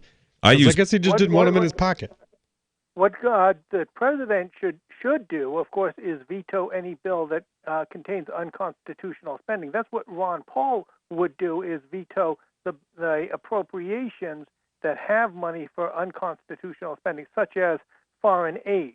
And if Congress overrides the president's veto, as they might do if President Trump were to veto bills appropriating money for foreign aid, then is it okay, then fine, here's the next thing to do, and that is to require that the Treasury Department ship all this money in $2 bills, at least put them into circulation around the world. And by the way, I'm sick and tired of cashiers stopping everything and saying, "Oh, wait until my manager gets off the phone. I have to ask if I'm allowed to take $2 bills." Instead of training their cashiers, it is disheartening when that happens. Hey Tom, I had a cashier today ask me if I wanted my penny back. Like, do you want your change? Yeah. Okay. Of course, I want my change. Yeah, I could drill a hole through it and make a washer. A washer cost me 3 cents to buy. I could just drill a hole through a stack of pennies, and I got a whole bunch of washers. And they work pretty darn good, and they look cool. Like, I put them on, like, my trailer. I put a bunch of pennies in a couple of spots to screw something together. And a couple of weeks ago, guys like, "Are those pennies?" I'm like, "Yeah, see the ones that are turning green? They're actually copper." But I define foreign aid as taking the money from the poor people of a rich nation and giving that money to the rich people of a poor nation. And really, thanks for the call, Tom. Appreciate the call. When you're talking about foreign aid, most of that foreign aid's already earmarked for for U.S. companies to get paid. So, maybe they're building a dam or, whatever it is that they're doing. That money's coming right back to U.S. companies. So really what it is it's a subsidy to a U.S.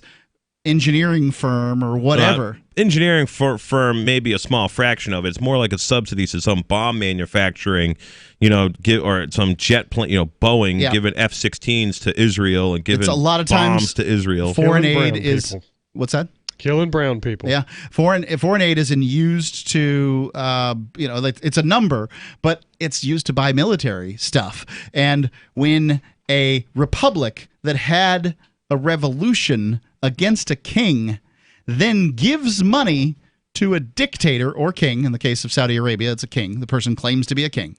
Gives money to a king to be able to then give back to the republic's, best business interests so that they can buy weapons that they can then use to keep down their own people.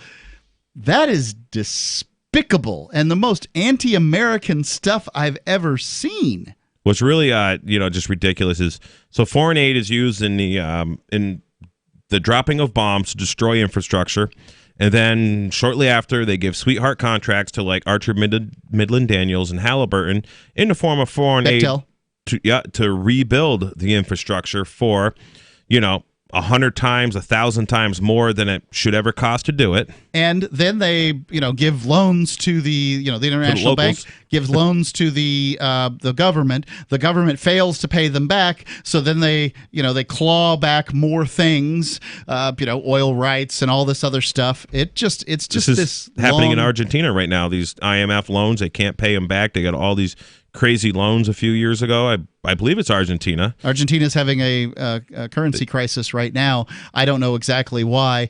I keep an eye on who's having the currency crisis because I think that's where cryptocurrency is going to be blowing up next. So, for instance, in Venezuela, Dash, to some extent, Bitcoin Cash is seeing some level of adoption.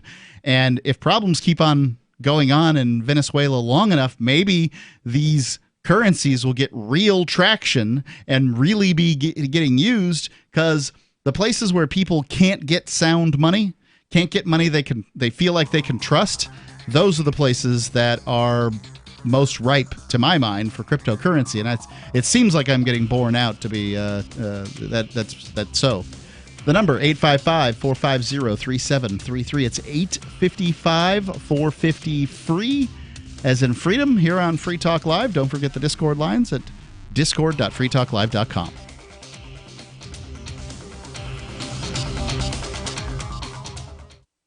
Most of you know that heart disease is the #1 silent killer in the U.S. What if I told you for just $54.95 a month you could fight against heart disease naturally? At Heart and Body Extract, we've been helping thousands of people get back to a healthier heart. Don't just take my word for it. Check out all of the success stories at hbextract.com, or to order, call 866-295-5305. That's 866-295-5305. hbextract.com. Don't risk it when you can take charge of it. Hey, Bugsy, you hear the news about Vinny? Yeah, it's a real shame. He owed money to the IRS and they finally cut up with him. Just like Al Capone. If the IRS can get to Capone, imagine what they can do to little old Vinny, huh? Poor cat, he was on top of the world, then bada boom, bada bing. What Vinny needs now is an offer he can't refuse. Hey, you got a tax problem? Does the IRS claim you owe them a bunch of dough? They can get you too. So call the Tax Relief Line now and learn if you qualify to negotiate your $10,000 plus IRS tax debt for up to a 75% savings. Don't be like Al or Vinny and get busted. Make this free call now. Learn how you may be able to pay the IRS less. Call now. 800-590-4930. 800-590-4930. 800-590-4930. That's 800-590-4930. Hunters, anglers, campers, and survivalists. Get back to nature. Expand your horizons with the highest quality, most versatile, unique slingshots and sling bows on the market at slingbow.com. Sling bow products are compact and models start from just $17.98. They're perfect for your bug out bag or storing in your vehicle. Give yourself and your loved ones the excitement and tradition of sling bow, a new frontier in archery and truly modern twist on this primitive survival tool. Feel the thrill only at slingbow.com. On Free Talk Live, we're bringing people to the ideas of liberty every day. From wrestling superstars like Glenn Jacobs. You guys really are having an impact, I believe. Like I said, a lot of where I am now is due to listening to Free Talk Live. You changed my mind on some very important issues years ago. To random people tuning in on the radio. I was kind of stuck in the left-right paradigm. I heard your show by chance on a Saturday night. From there, I went on, joined the Free State Project, and become an amplifier. So, I mean, that's really the reason why I amp is because I know that if it wasn't for you guys being on as many stations as you are, I never would have found the ideas of liberty. Your amp will directly change more lives by getting Free Talk Live in front of people looking for talk radio online and on the air. When you amp Free Talk Live, you get perks like access to the AMP-only Facebook group and AMP podcast. Visit amp.freetalklive.com. So you've heard all 3 hours of the latest episode of Free Talk Live, and you're still hungry for liberty-oriented audio content? Did you know that we have another 24/7 audio stream at LRN.FM? The Liberty Radio Network airs the latest episodes of some of the best liberty-oriented podcasts on the internet around the clock. In addition to recorded content, you'll also hear live shows like Free Talk Live, originating from our Keene, New Hampshire studio. So listen anytime at LRN.FM. That's LRN.FM. My name is Jacob Hornberger. I'm president of the Future of Freedom Foundation, which Congressman Ron Paul awarded for having an outstanding freedom website. Write us at fff@fff.org, and we'll send you a free 3-month subscription to our monthly journal of libertarian essays and our booklet, Economic Liberty in the Constitution, which George Mason University economics professor Walter Williams praised in a recent column. That's fff@fff.org.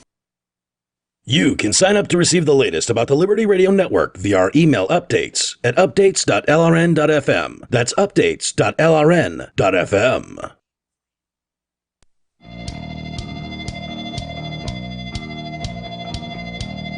Free Talk Live. The number is 855-450-3733.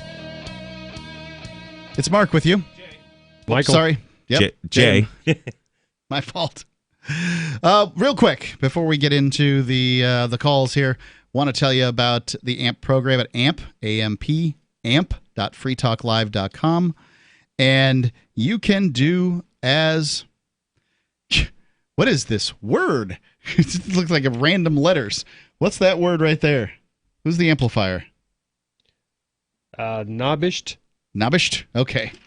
Nobished. Thank you, Nobished, for your amplifying at the level of the silver level. It's $5 a month. And, you can give up, eating out for lunch one day. Pack a sandwich. You save more than $5. 855-450-3733. You can go to amp.freetalklive.com and support the show. Let's go to Wolfgang, calling in from Montana, listening on the Discord lines. Wolfgang? Hello, sir. How are you doing today? All's well. Good to hear. So you had brought up that taxation is theft, and I've heard that just the month before, the first time I had heard that. I would agree with you, because if you expect a taxpayer that's a Christian to pay for Planned Parenthood and killing people, that it's against their constitutional right. They're against, killing people, and you're taxing them to, kill but babies or what. that money don't go towards abortions. That goes straight to the Democratic Party, all that money that's the government gives to Planned Parenthood. True, and they're against birth control, and you're paying for birth control and stuff like that too. To be clear, Christians feel differently about birth control. The Catholic Church is against birth control. Please go ahead. Yes. So taxation is sort of a necessary evil, because it does cost money to run a government per se. Border control and military. That is the only two things that the big government should even have anything to do with. What would your opinion be on flat tax? So say you go to an amusement park, you pay your ticket fee, you get to go into the amusement park and ride all the rides just like everyone else. So a flat tax, you pay, your annual fee to drive on all the roads and get all the benefits of border control and military to protect you. What's your opinion on flat tax? Well, I could quibble with you about border control and military, but as far as a flat tax go, the way it was described by Steve Forbes when he ran, I think it was 96, I could be wrong on this, was basically you could fill out your taxes on a postcard. Then there's the fair tax, which is like the tax would be more or less a sales tax. You wouldn't be visible, and there's a variety of iterations of basically a VAT, a value-added tax. At that point, what would I say?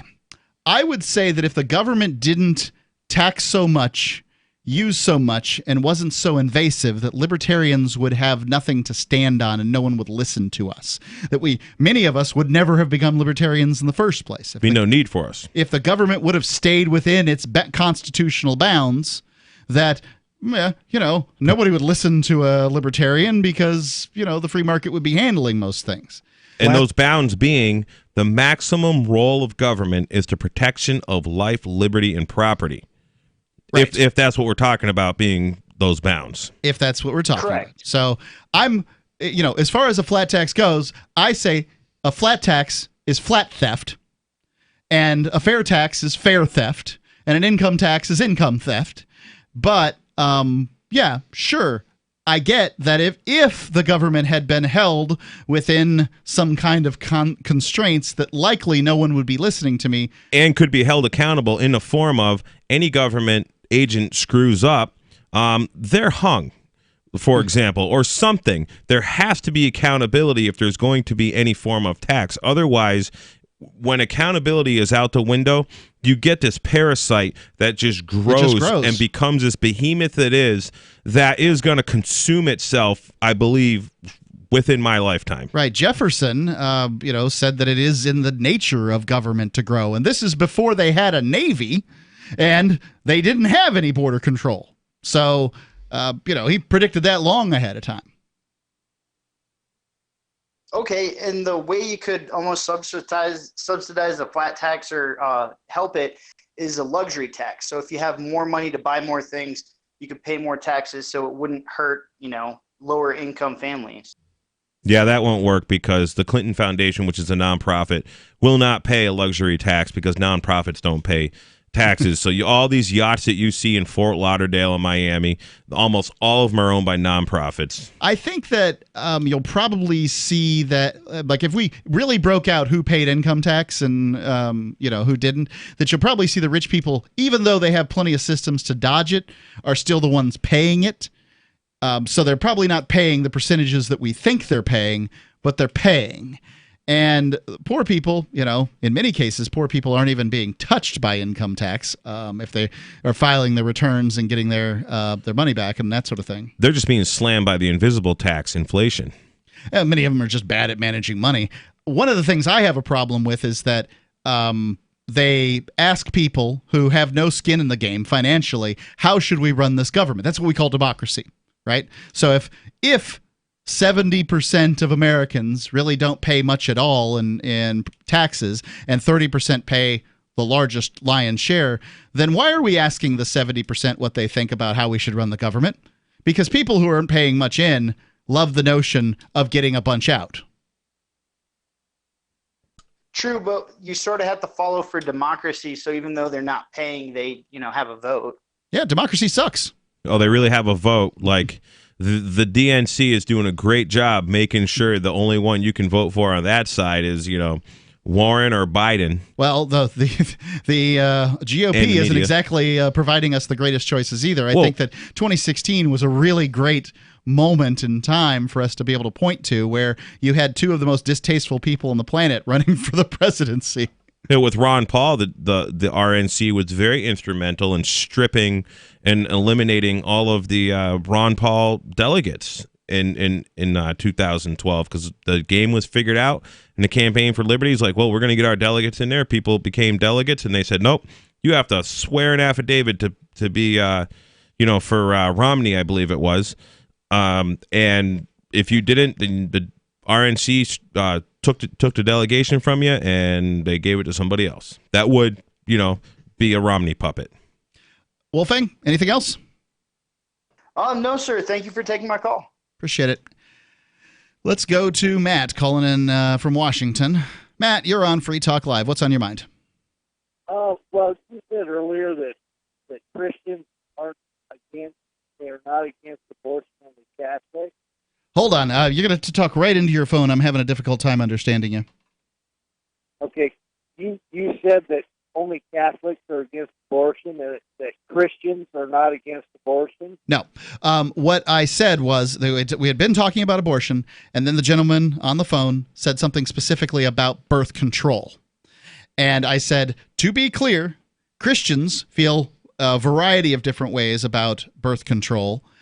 But Catholics, the Catholic Church, and specifically the Church, basically prohibits it, although plenty of Catholics are using birth control these days. Okay, well, I thought you were talking about abortion. Yep. Would you like to give your opinion on abortion? You have about 2 minutes to talk about it, I guess. Well, it should be banned. Okay. I'm against men who think they're women. What's it have to do with abortion? Oh, you're just listing off the things you're against? Right. Okay. No. Let me ask you this about abortion. One of the things I used to, it's not that I'm not going to say that abortion isn't homicide, right? Like it pretty clearly is. But I would say this. Abortion is stupid liberals committing genocide on themselves in many cases, right? So we're talking about poor people that vote Democrat, that have IQs that tend to be below, and I've looked into all this stuff, and when you're seeing the numbers that low IQs and high IQs tend to be represented in this way, why should I get bent out of shape if the Democrats want to, commit genocide on themselves? Because it's murder. Yeah, well, there you go. People have been killed. Have you stopped paying your tax money because the military is going and bombing brown people around the world? Hold on a second. They always talk about the children, the poor children. Especially the ones coming across the border, the poor children. Yeah, those poor children.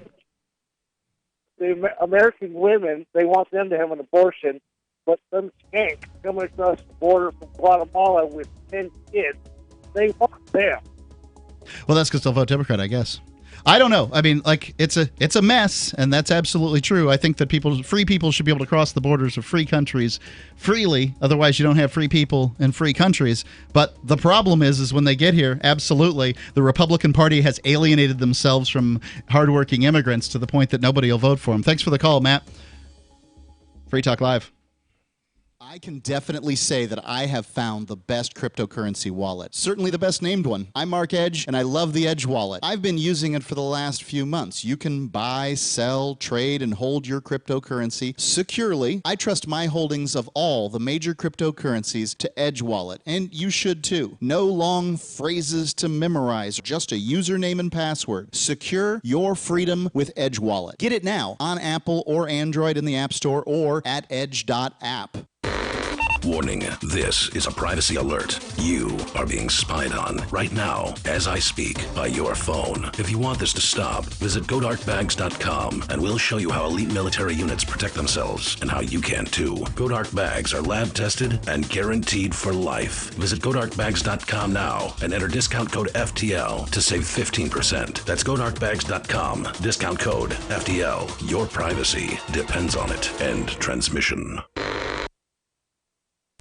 Bitcoin.com has launched a trading platform at local.bitcoin.com, allowing you to buy or sell Bitcoin Cash via dozens of payment methods like PayPal, Venmo, bank deposit, remittances, or meeting in person with cash. There are no ID requirements to sign up for and use the site, and all communications between